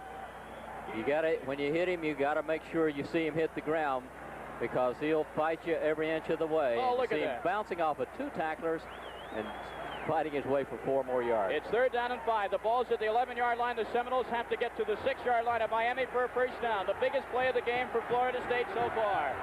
Offensively, Flatt and Whiting are in the backfield. Stockstill, back to throw. Got the time over the middle, incomplete. Intended for Unglob. Covered very well by Johnny Swain. And this will bring up a field goal situation, and here comes Bill Capice. Okay, let's watch this play. Stockstill getting great protection. Fires. Unglob, that one hand in there by the receiver Johnny Swain, or the defender Johnny Swain, may have caused him to drop it. Looked catchable though. Okay, a big play here now as the Seminoles try and get on the board.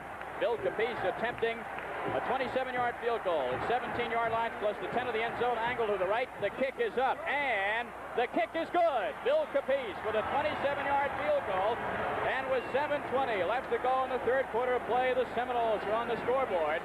It's now University of Miami 7, Florida State University 3.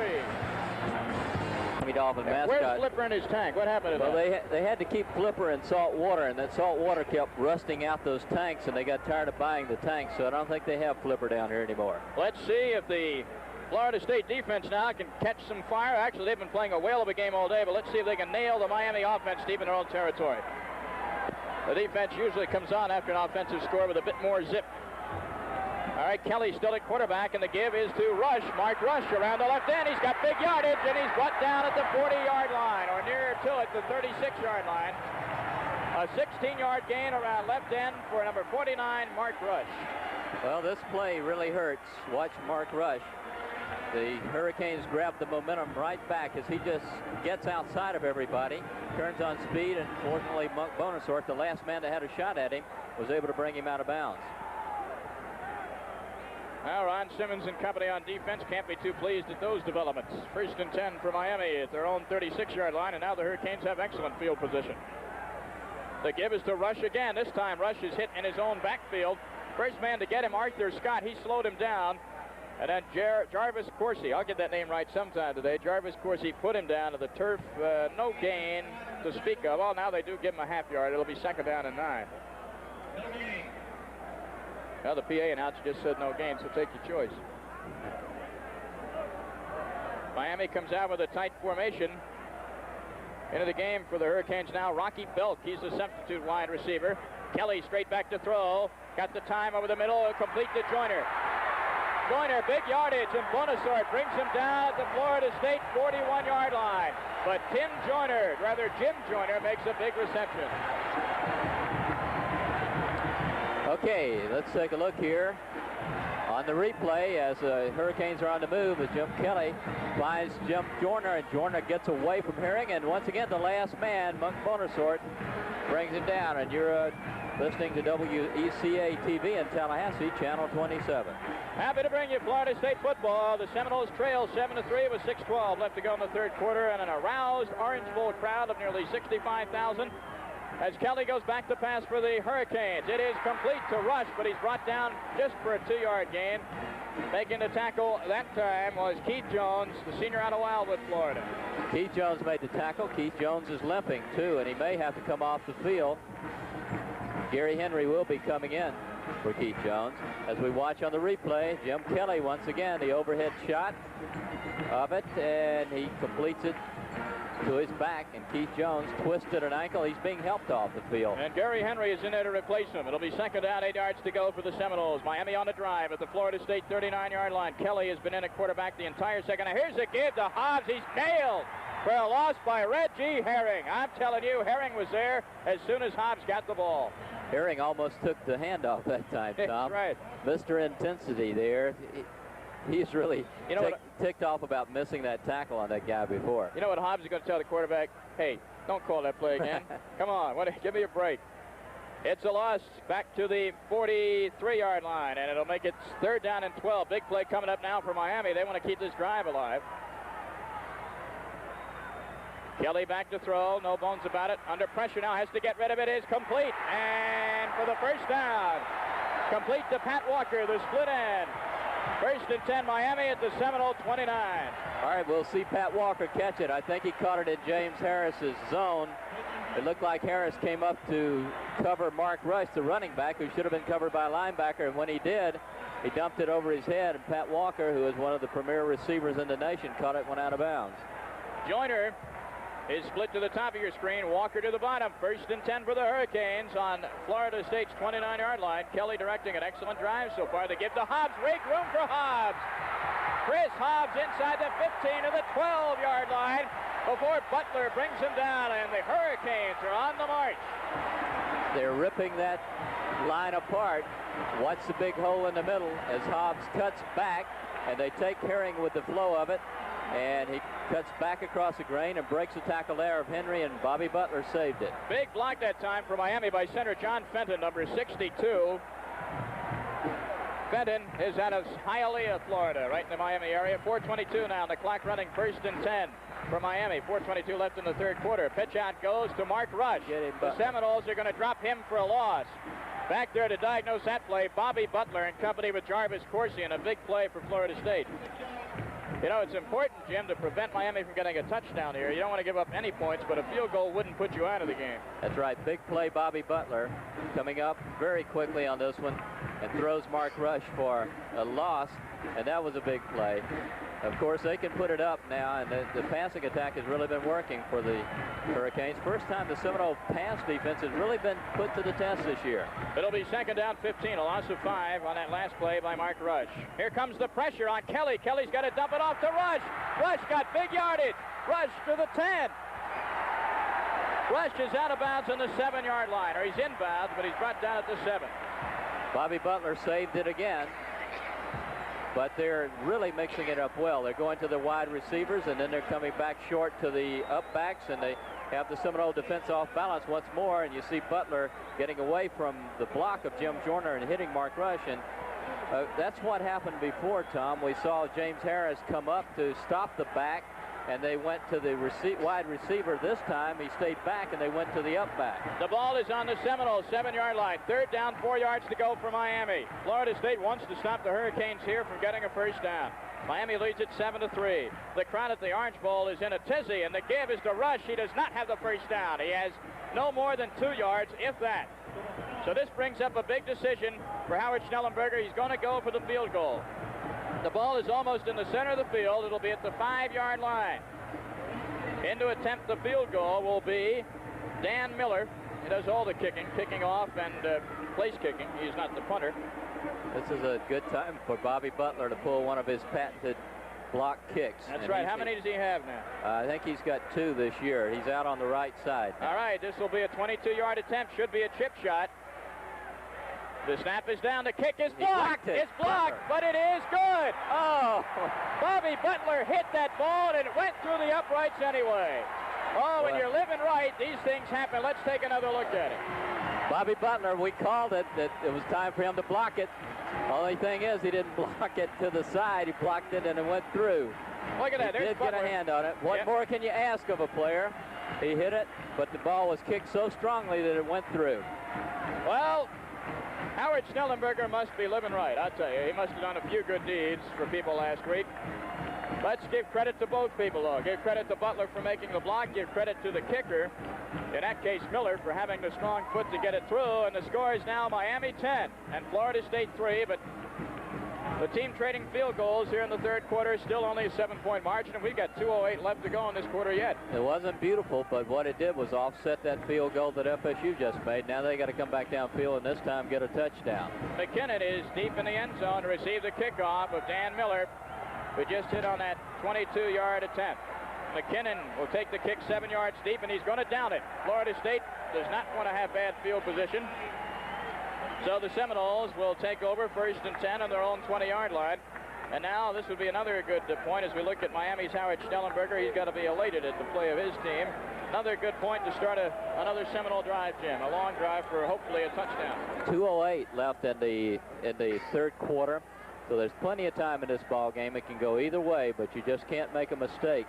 You got to be error-free the rest of the way. Well, you don't see that every day. How about that? A field goal attempt blocked it. It's still and it went right through the middle of the uprights. All right, Stockstill back to throw. 1st and 10 from the 20. It is intercepted. Intercepted by the Miami Hurricanes. Scott Nicholas, number 66. Stockstill threw it right into Nicholas' hands, and that's a big play in this game. He was trying to go to Hardis Johnson, and let's watch on the instant replay as Stockstill throws it, and he threw into heavy coverage there again. Yep. And that's what happened the last time he went to Hardis Johnson. Johnson made a brilliant catch, but you can't throw into that kind of coverage in your end of the field. The Miami Hurricane fans are going berserk. 2:01 left to go in the third quarter. The Hurricanes lead it 10-3. They've had much the better of it offensively today, no doubt about that. 1st and 10 at the Florida State 31. Kelly gives it to Hobbs, and Hobbs is dragged down after a 2 or 3 yard gain. Reggie Herring, the first man to get in there, along with Paul Porowski. I tell you, that old fickle player, Momentum, is now playing for the Miami Hurricanes, and we got to stop that. And I tell you what, you haven't seen a college football crowd this excited in the Orange Bowl in some time. As you look at the Miami band, they've really got them going as they smell victory. But these Seminoles are a good come-from-behind team. They have been in the past. Long way to go in this football game, yeah, that's for sure. 2nd down, 8 yards to go. They give Hobbs a gain of 2 on that last play. Kelly straight back to throw over the middle, almost intercepted. Oh, a good play defensively by Jarvis Coursey, as I believe the intended receiver was Jim Joyner, and Coursey batted it down. All right, let's watch this one. Of course, almost or not that good right now. You got to grab it when you get your hands on it, and Coursey wasn't really to the ball that much. He did do a nice job of preventing a catch there. And it's going to be a big, big third down play, Tom. That was Mark Cooper, the big tight end, was the intended receiver, not Joyner. At any rate, it's 3rd down, 8 yards to go. The attendance today, less than I expected. They were talking about 65,000. The paid attendance, 50,008, but there's a lot more people in this park than that. Kelly back to throw, looking and not finding Pat Walker. Good coverage that time of the Seminole secondary. James Harris on the coverage over in that area, along with Monk Bonasorte. All right, let's watch Jim Kelly throw to Pat Walker. Pat Walker is a tough receiver, much tougher than the statistics show this year, because he's had a pulled hamstring early, and it was just a little high, or they would have had a very important completion there. And they're going to have another field goal attempt. Miller, who is now 3 for 7 on the year, trying a fairly long one. Well, the ball's at the 35. It'll be a 45-yard attempt. Angle to the right. There you see the shot from the end zone. The snap is down. Miller has it. No good. Wide to the left. It is wide to the left. So that kick is no good, and a big defensive series for the Seminoles as they hold, and now maybe Momentum will switch sides and Florida State can get something going. All right, That was a very, very big play, Tom. It's nice when you make a mistake down there to keep them from getting something on the board. That ball, again, was almost blocked, and the kicker, Miller, knuckleballed it. He had no sense of direction at all. It was plenty long enough, but he yanked it to the left. 1st and 10 for Florida State on their own 28. Stockstill again, straight back to throw. Rick Stockstill fumbles the football. Miami is going to get a touchdown. Touchdown, Miami. Charles Cook, number 75, picks up a Rick Stockstill fumble and goes into the end zone. But hold everything. We have an officials conference. They may call this back. One official signaled touchdown. It's a question of whether his arm started forward. Rick Stockstill was back to pass. It is a fumble. A fumble. All right, it is first down. The rule on this is, on a fumble, apparently, you cannot advance it into the end zone. All right. But it's no touchdown. There goes offsetting the great defensive effort the Seminoles just came up with. The Hurricanes have it in great field position, 19-yard line. The Seminoles, if they let them get a touchdown here, they're in bad trouble. Minute 3 left to go in the 3rd quarter. In pro football, that would have been a touchdown. You can't advance a fumble. In college football, you can't. I apologize for not remembering that rule immediately, but it's 1st and 10 for Miami at the Seminole 19-yard line. Here is the give in the backfield to Smokey Roan. Roan, a fumble on the play. Let's see who's got it. Miami got it. Miami got it back. Roan fumbled that time. We'll see the lineman here jumping on the ball. Art Kehoe fell on it after Roan fumbled. It would have been an excellent opportunity for the Seminoles to turn things back around here. Keith Jones, you see, is back in the game, so apparently his ankle's all right. Ball squirts out, and the lineman is right there. 30 seconds left in the 3rd quarter. No gain on that play. 2nd down and 10. Now Mike Rodriguez back in at quarterback for Miami. Rodriguez, a long count. Rodriguez rolling right. Wants to pitch out. No, he's going to keep it. And a great defensive play for the Seminoles by Scott McLean. He drags down Rodriguez. Maybe he got a yard, if that. No, in fact, they're going to put the ball at the 20, just over the 20-yard line, a loss of a yard, 3rd down and 12. On the replay, Scott McLean from Clermont, Florida, with a great tackle, and the quarter is ending. That's the end of the 3rd quarter of play. We got one more quarter to go, and the score on Tallahassee 27, University of Miami Hurricanes 10, the Florida State Seminoles 3. We'll be right back. Tom Mees with Jim Crosby back at the Orange Bowl. James, we start the 4th quarter. Florida State trailing 10-3, and Miami 3rd and 11 on the FSU 20-yard line. They have to get just about to the 9 for the first down.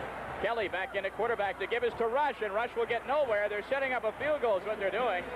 Rush carried the ball to the center of the field, tackled at about the 18-yard line. Here comes Dan Miller back in the game, Jim, and he'll try about a 35-yarder this time against the wind, which, wouldn't you know it, has died down. And Tom, don't be surprised when FSU gets the ball if you see Blair Williams come in and throw some passes. He's warming up on the sideline. All right, we'll look for that. The Seminole band played the fight song between periods. The fans from Tallahassee down here for this game going wild and supporting their team. Right now, let's look at Miller. Let's see if he can get this one in. It's a 36-yard attempt. The kick is long enough, but it is wide to the left again. Miller has missed, so the defense is held. All right. Now, this is where Florida State's got to take over and go. That's a very, very important thing to have happen at this point, because it doesn't put the game out of reach. A touchdown ties it. You see Danny Miller. The snap is down, and the kick is up, and the kick sails off to the left. Way wide, yeah. Yeah, and it's a wide one, and it looks like Rick Stockstill is going to come in instead of Blair Williams, who continues to warm up on the sideline. Well, just in case, Bobby Bowden has Williams ready, but Stockstill, you're right, he's still in there. 1st and 10 Seminoles on the 19-yard line. Stockstill now. We have the officials calling a timeout. There's some discussion as to where the ball should be placed, I believe. They had put it on the 19, now they move it to the 20. That's right, of course, a missed field goal. Would put it, right. Missed field goal inside the 20. Comes out to the 20. And the line of scrimmage was inside the 20, so Florida State's offensive crew said, hey, give us the yard. And they did. 1st and 10 for the Seminoles from the 20. Now that we've gotten the yardage situation straightened out, 14-19 left to play. FSU trails by a touchdown here. Sam Platt. Platt trying to skirt the left end. No dice. Sam Platt is brought down by Mike Gedeker, big defensive end from Rochester, Pennsylvania. Miami defense doing a super job here. Watch him string this play out. Make him keep going wider and wider until he runs out of room, fighting off the blocks. And Godecker, who is called the Betty Crocker of the Miami Hurricanes because he likes to do some cooking and sewing, knocked him out of bounds. He was cooking on that play. Second down and 10. Stockstill falling to his right, looking to throw. Got some time, intended for Childers, and Childers has it, but only a gain of about 4 yards in the play up to the 24. Sam Childers has Stockstill threw back against the grain. It'll be 3rd down and 5 yards to go for the Seminoles. Well, with a long yardage play, as you watch it again, Miami would definitely give them the short one and not try to give up anything long, and they just gave Childers a 4-yard gain and still 6 yards to go now for a first down. All right, they marked it back a little bit, 6 yards to go. The Seminole band across the way. And some of the Seminole fans. Clock running, 13 minutes left, 10-3 Miami. Seminoles need 6 yards here to get a first down. Stockstill straight back to throw. Over the middle, complete to Bill Williams. How did he hang on to that one? Now, where are they going to spot it? Williams has the first down. They say he got to the 31-yard line. 1st and 10 for the Seminoles. The Hurricane fans don't think so, but we will see it on the replay. I think Williams is also shaken up a little as he comes off the field. Let's watch Rick Stockstill in action. Deep drop, goes back about 7 yards. See Burt jumping up, trying to stop it in the middle. Bill Williams hung on to it, but they put quite a stick on him there. And he holds on to it for a first down, and an important first down. Oh, a big catch in this drive. Let's hope it ends with a touchdown. McKinnon and Hardis Johnson, the wide receivers for Florida State. Stockstill again back to throw. Got some time now. Rick's going to keep it. He's going to run, and he'll lose about a yard on the play. Stockstill, though, saw all the receivers were covered, and eventually Jim Burt brings him down. Well, they're dropping 7 men back now. It's hard to pass into that. Stockstill thinks that he sees a momentary opening up the middle, but he didn't get there. Godecker got a little hand on him to start with and slowed him down enough where Jim Burt comes back up and makes a tackle again. Well, Rick's trying to fool and freeze those linebackers, Jim, with some play action on every play, but the linebackers know, at least it seems that they know he's going to pass it. They don't go for that play action to the running back. The back's in the eye, 2nd and 11. Stockstill slips, but gets the ball to Platt anyway, and Sam Platt turns a loss into a 3-yard gain before Moselle Axum. Now, that's a heck of a name for you. From Polk City, Florida, makes the tackle, but Stockstill living dangerously out there. Big Mo, they call him down here, and you'll see why. As Axon, well, it's nice slowing him up there was Burt to start with, and then Moselle Axon came up and made the hit, and it's long yardage, a big play. Another big down here. 3rd down and 8 for the Seminoles. The ball at the 33-yard line. Stockstill again, play action, straight back to throw, going long for Hardis Johnson. It is incomplete. A great defensive play. A great play by Fred Marion as he tipped that ball away from Hardis Johnson. Well, in the press guide, it says that Fred Marion covers a lot of ground, and we'll see why they say that here, because he came way over and he got there just in time, got a hand on it, tipped it away. It would have been a big completion. Now FSU has to punt, trailing 10-3. That's just a beautiful play. Hardis Johnson had a line on that ball. It was right there. Sure Ron did. Stark back to punt. And Thompson and Jefferson deep for Miami. Thompson, number 22, Jefferson, number 30, standing at about the 25 and 30-yard lines, respectively. Ron Stark gets the punt. No pressure, gets it away, and end over end, a low punt taken by Jefferson. Jefferson has some running room, but he's brought down at the 39. And with 11:04 remaining in the game, the score, Miami 10, Florida State 3. We'll be back in a moment. Members of the Miami rooting delegation here in the Orange Bowl, she just said Miami was number 1. Well, I know everybody in Tallahassee would disagree with that. Let's see what happens here. It's 1st and 10 to go for Miami in their own 39. Kelly is the quarterback as we go with 11 minutes left in the game. Kelly fakes once, twice, got to get it away, and it is incomplete. Intended for Hobbs out of the backfield. Kelly screen pass intended for Hobbs. And now we get the public address announcer in our earphone. We hope that he doesn't pop up again. That was different. All right, Jarvis Coursey knocked this away. He had to jump up over 2 blockers to do it. As you see Kelly faking to one side and coming back to the other, but Coursey stayed at home. Just as it was going to go into Hobbs' hands, he hit it and knocked it away. What a great college football game we've got for you today on Tallahassee's 27. The Seminoles and Hurricanes fighting a war in the Orange Bowl, and it's 10-3 Miami, 2nd down and 10. Ball at the 39. Kelly straight back to throw again. What a passing show we're seeing this afternoon. Kelly over the middle. Incomplete and almost intercepted by Bonasort. Monk Bonasort, as the ball was intended for Larry Brodsky, and Brodsky went the wrong way. Monk Bonasort almost had a big interception. Monk Bonasort is sick now. Let's watch this play. Kelly missed through this one. He hasn't thrown too many that were badly off target, but this was one. Bonasort hit his hand, bounced off his shoulder pad, and to the ground. Three major colleges in the state of Florida started the day undefeated. Florida is still undefeated. One of these two teams is going to go down, Tom. Unless it's a tie. Right. And that, we do have that possibility. Which is a possibility, right. 3rd down and 10. Big play in this drive for Miami. Kelly rolling right. Got some time. Now he's pressured, and he's going to be brought down for a loss. Big play by Reggie Herring is in there. And let's see who else gets up. Jimmy Gilbert. That's right. That was James Gilbert that hit him first. And Gilbert is getting a reputation for being a big play guy. You see him fighting off the block and grabbing Kelly around the waist, and then Herring making sure that he went down. All right, in there to punt now for Miami is Greg LaBelle. Back in single safety, Gary Henry, and the Seminoles look like they're going to rush this one. He made a big return against Miami last year, and it would be a great time for him to do it now. LaBelle will get the snap at his 18. He'll get it away from the 20. Here comes the rush. He gets it away, and we're going to have roughing the kicker. Roughing the kicker on Florida State. Henry catches it, but it'll be immaterial. Henry is dragged down at the 27, but we got a flag back at the Miami 21-yard line. And roughing the kicker will be the call. That was Ron Simmons that roughed the kicker. He almost got that ball, but he didn't get it. It's going to be 15 yards, and I'm not sure whether 15 yards would still give him a first down, Tom.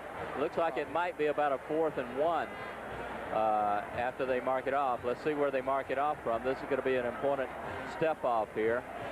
And if it gave them a 4th and 1, say on the 48 or 49, would they still punt? It's going to be more than 1, so they may have to still punt it. First down. Oh, it's an automatic first down on a roughing the kicker call. Oh, okay. The referee has signaled first down. It's a shame that it is because it still would have been a punting situation. But first and 10 for Miami, and a big break for the Hurricanes with still a lot of time left in this game. 10:01. They go double flanker to the left. Walker is out there with Jim Joyner. Kelly still in the ball game. Ball now at the Miami 47-yard line. So instead of having the football, Miami's got it in great field position. And here goes Smokey Roan, and Roan is in the Seminole territory. Down at the 45 before Herring brings him down. A gain of 9 for Roan. A lot of missed tackles here today, and you're going to see one right here as they get the flow going in one direction, and Roan cuts back, and Arthur Scott can't latch on to him. And it's a big gainer, and 2nd and short.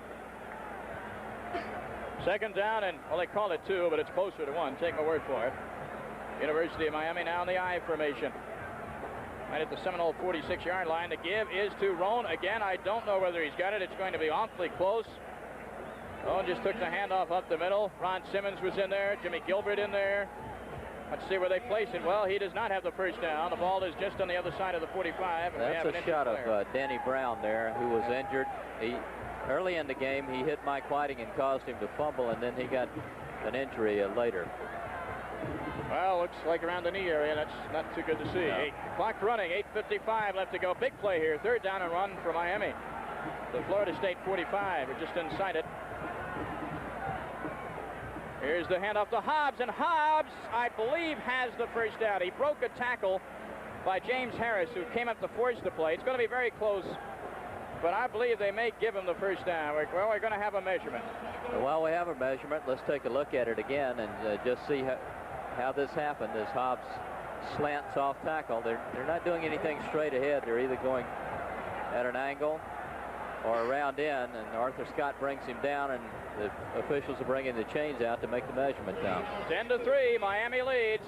First half touchdown, a 1-yard plunge by quarterback Jim Kelly, the only touchdown of the day, and it is short of a first down.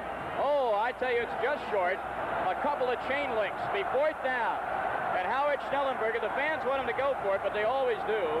But Schnellenberger's going to punt. A pivotal play in this game. He has the ball in Florida State territory. What he's going to try to do, Jim, I think, if he does go along with the punt, is have LaBelle pin Florida State back with an out-of-bounds kick. I wouldn't even be surprised to see him try to take a penalty and draw them off sides here. Florida State's going to rush all 11 men. Now Henry goes back in single safety. I thought for a minute they were going to send everyone, but 10 men will be rushing. Henry standing at the 10. LaBelle gets a low snap. He fields it well. A high kick. It won't go too far. Henry's calling for a fair catch, and he'll take it at the 22-yard line. We'll return to the Orange Bowl of Miami after these messages with the score. Miami 10, Florida State 3.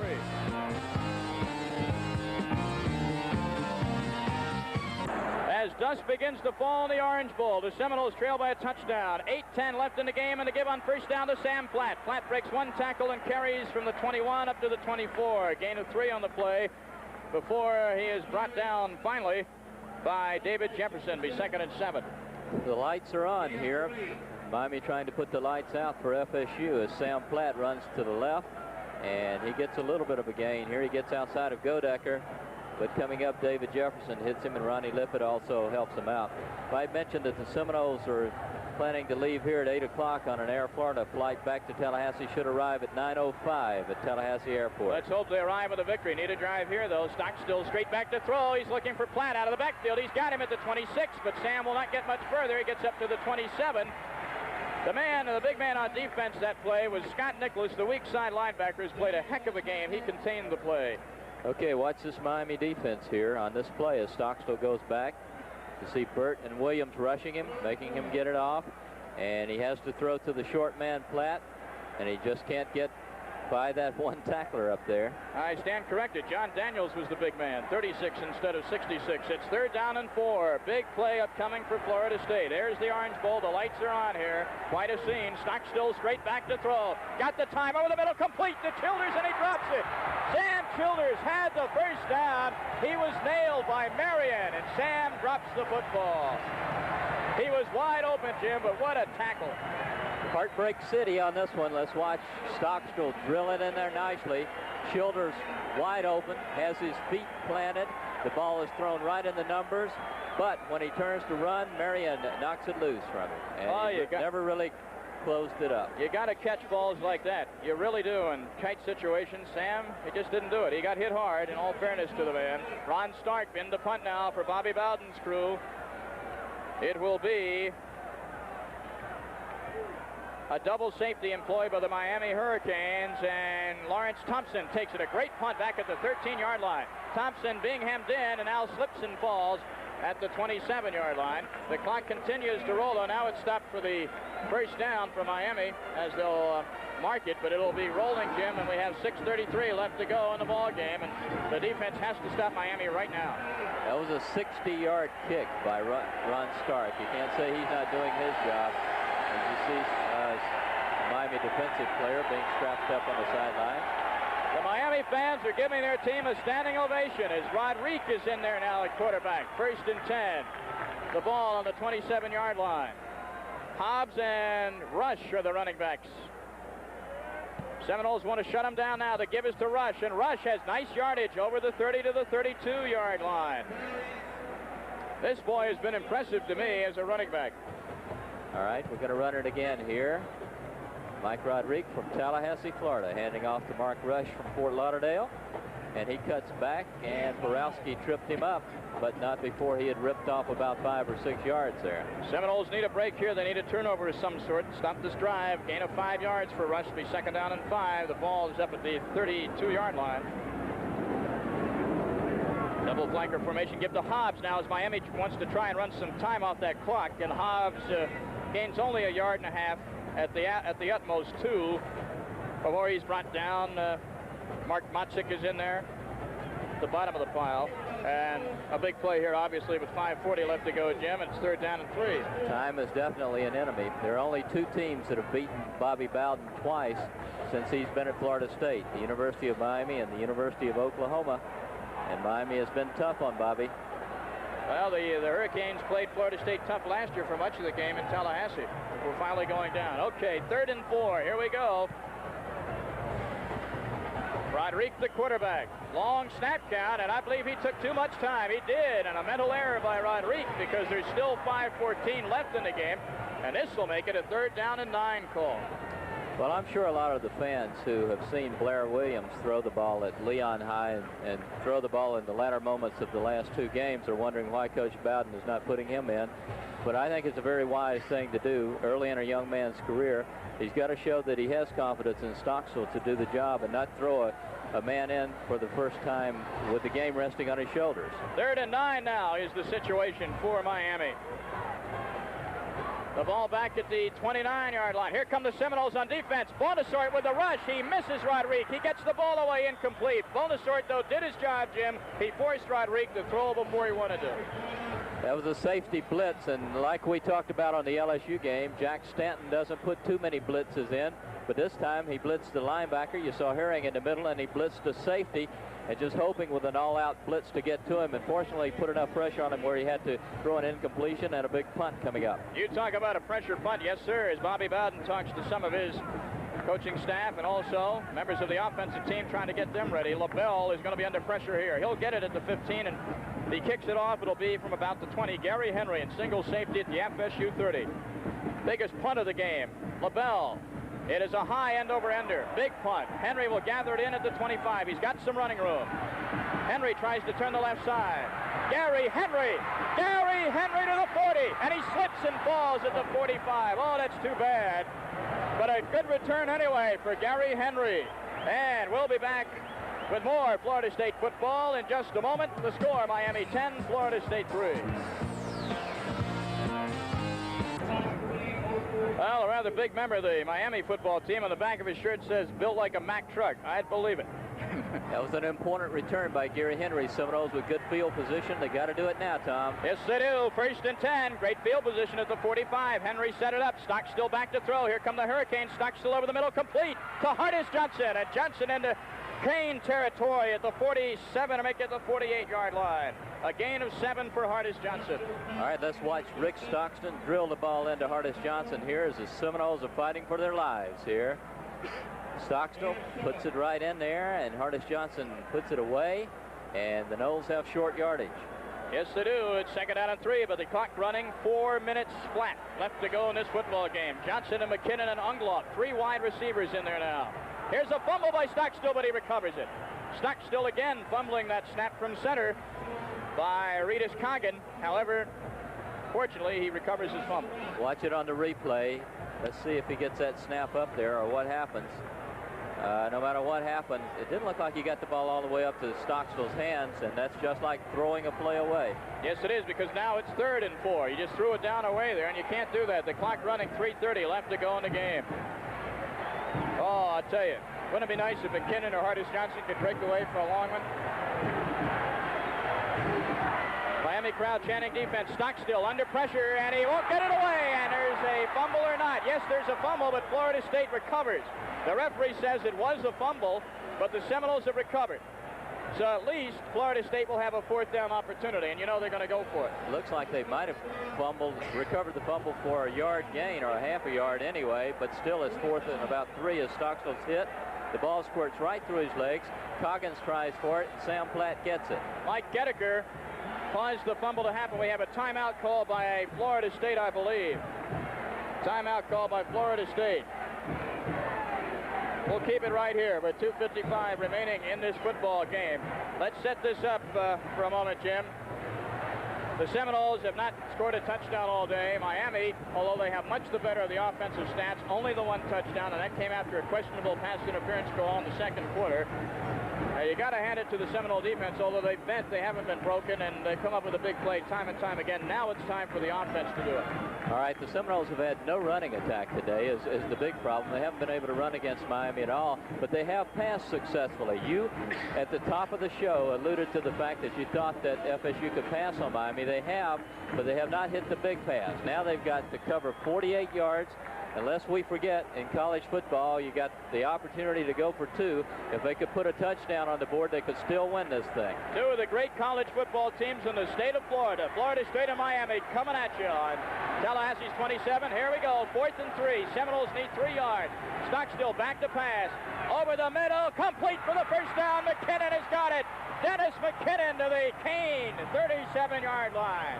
There won't be a bigger play won't be a bigger play for the Seminoles this year, and we got it on the replay for you as Rick Stockstill from the end zone shot. You see he's got good protection, and he fires it right over Lester Williams' hands, and Dennis McKinnon making the safe catch, putting it away, and the Noles are knocking on their door now, 38 yards away. Oh, field goal do no good.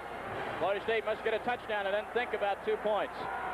Stockstill straight back to throw again. 1st and 10.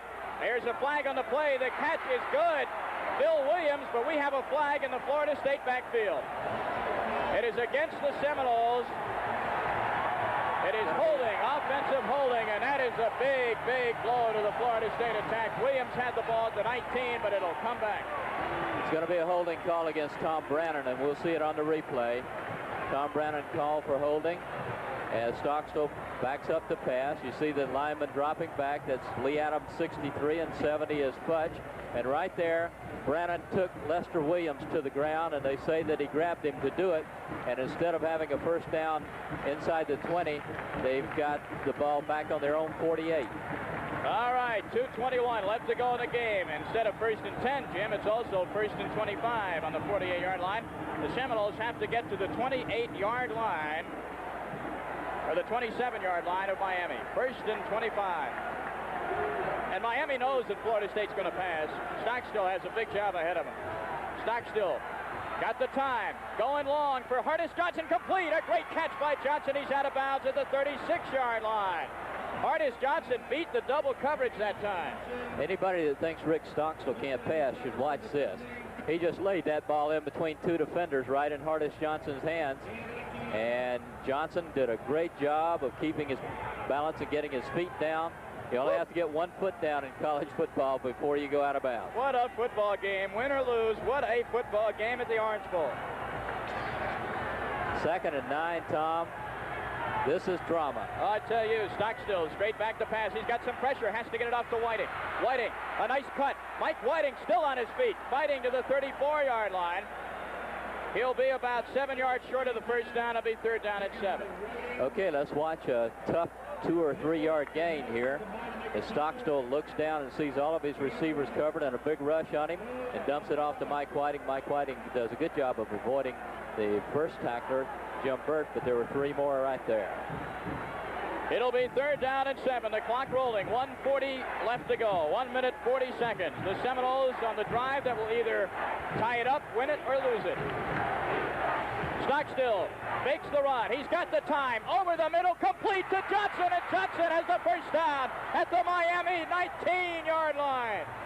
All right, let's take another look at it. Hardis Johnson getting in between the defenders. The Seminoles are going with 3 wide receivers on every play, and they're getting good protection here. And Stockstill just lays it right on the money, and Hardis puts it away. And the Seminoles are in touchdown territory with a first down. 1:15 and the clock is running in the Orange Bowl. The ball is at the 19. 1st and 10, Florida State. 10-3 the score. Miami. Stockstill. Again, lots of time going for McKinnon. It is knocked away. Knocked away by Mark Smith, an extra defensive back who made a great play. I hesitated because he tipped it, and I thought McKinnon might have a chance at it. That's right. You talk about tension. The hearts of 50,000 people stopped on this one as the ball was tipped. Could have been an interception, could have been a reception, but what it was an incompletion, and it's 2nd, and the clock stops. We got less than a minute now. 58 seconds. Mark Smith made that defensive play. He's a senior out of Merritt Island, Florida. It'll be 2nd down and 10 to go for the Seminoles. Stockstill straight back to pass. Under pressure, out to Whiting. Whiting has some running room. Michael Whiting gets inside the 15 to the 11-yard line. About 2 yards short of the first down. The clock is rolling. 45 seconds left to go in the game, and now the clock is stopped. Now timeout, Florida State. We're going to look at that play again. All right, let's watch Mike Whiting. He was going for the first down, I know. That's what he had in mind, but it would have been nice if he could have gotten out of bounds on this one.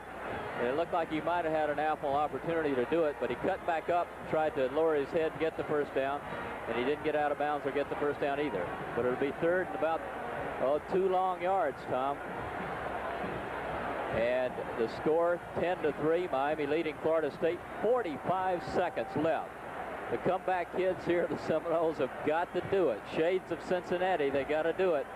Oh, I tell you, I remember that Cincinnati game very vividly when Florida State fell behind, what, 21-0, and came back. Now, you know, Florida State has a 3rd down and 2. 45 seconds left. They need to get the first down, but they also need the touchdown. And then, well, if you want to prognosticate, if Florida State gets the touchdown, would they go for 2 points to win it or lose it? They would definitely go for 2 points. I don't think Bobby Bowden's ever going to go for a tie. They're putting tremendous pressure on this defense. They've got 3 wide receivers in there every time. If you can give Stockstill just a little bit of protection, you know, with those 3 receivers that they've got there. Of course, you're running out of territory to maneuver in when you get down here. That's another problem. 3rd down and 2. McKinnon is split to the right. Harness Johnson split to the left. Stockstill, the quarterback, straight back to throw. Stockstill has a man open to the end zone. Childers, touchdown! Dan Childers, touchdown! Right. Florida State, the Seminoles have scored. Dan Childers.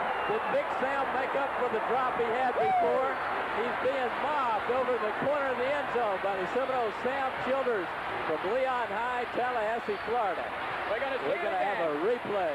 This is one Seminole fans will enjoy seeing as the drama comes down to one play here, a 2-point conversion. But watch Big Sam and relive that moment. Sam Childers in the end zone behind David Jefferson. For the touchdown is 10 Miami, 9 Florida State. And no doubt about it, the Seminoles are going to go for 2. Childers was wide open. And I tell you, if I lost a little bit of control, I don't think I have to apologize. That was a great play, and you could see Childers was open. All he had to do was catch the ball. Well, who was yelling loudest, me or you? I don't know. I think I may have drowned you out. But hold on, Tallahassee. We've got a 2-point conversion. We have 39 seconds left to go. 2-point conversion. Bobby Bowden and his brain trust talking with Rick Stockstill over there on the sidelines as the Seminoles offensive unit takes a break. You know what has to be going through the minds of the Miami ball players? They fought so hard for so long. Yeah, and they've got to really be nervous back there in that secondary because they have been picked apart by Rick Stockstill. With the pressure on, he's driven it all the way down the field passing.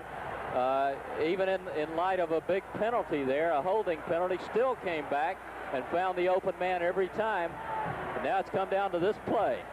All right, the 2-point conversion. It is 10-9 Miami. Florida State will either win it or lose it on this play.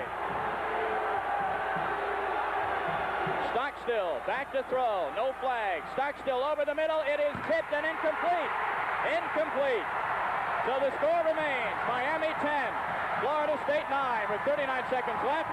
We'll be back at the Orange Bowl in just a moment.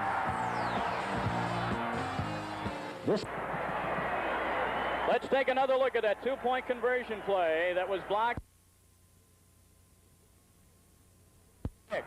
There it is, the block, and there's that man, Jim Burt. All right, back to live action. Capice, the onside kick attempt, there it is, and it is covered up by Johnny Swain. Miami has the football, and with 38 seconds left, there's not much the Seminoles can do. They're out of timeouts. All Miami has to do is just call one play and fall on the football, and that'll be it. Well, Jim, a gallant effort by the Seminoles. But, you know, you have to admire Bobby Bowden. You knew he was going to do it. He was going to go for the win, and there, that's a very happy Miami Hurricane. That's the president of the University of Miami. This has got to be one of the biggest football wins in Miami in many, many years. Well, we have a penalty against Florida State for unsportsmanlike conduct, personal foul, which moves the ball to the Seminole 38-yard line, but it won't matter. Miami's not going to take a chance on a turnover. Boy, I tell you, though, Seminole fans got to be proud of this crew from the way they came back. A lot of teams could have given up, but they drove down and put it right to the Hurricanes and could have won it very easily. Yes, they could have, but big Jim Burt, he'll be the man that Rick Stockstill will be seeing in his sleep. There's Kelly. He just takes the snap and falls. We have 33 seconds left in the game. Maybe one more play, maybe not. The clock is running. The Orange Bowl is in an uproar. It is a complete bedlam here. Tom, it'd really be nice if there could be a big crowd out there to greet the Seminoles around 9 o'clock. 9:05, they're supposed to get back to Tallahassee, and let them know that, hey, fellas, we know you played a tough team. You ran into a buzzsaw down there. We're proud of you, and let's go on from here to Nebraska. You can gain everything you've lost today back next week.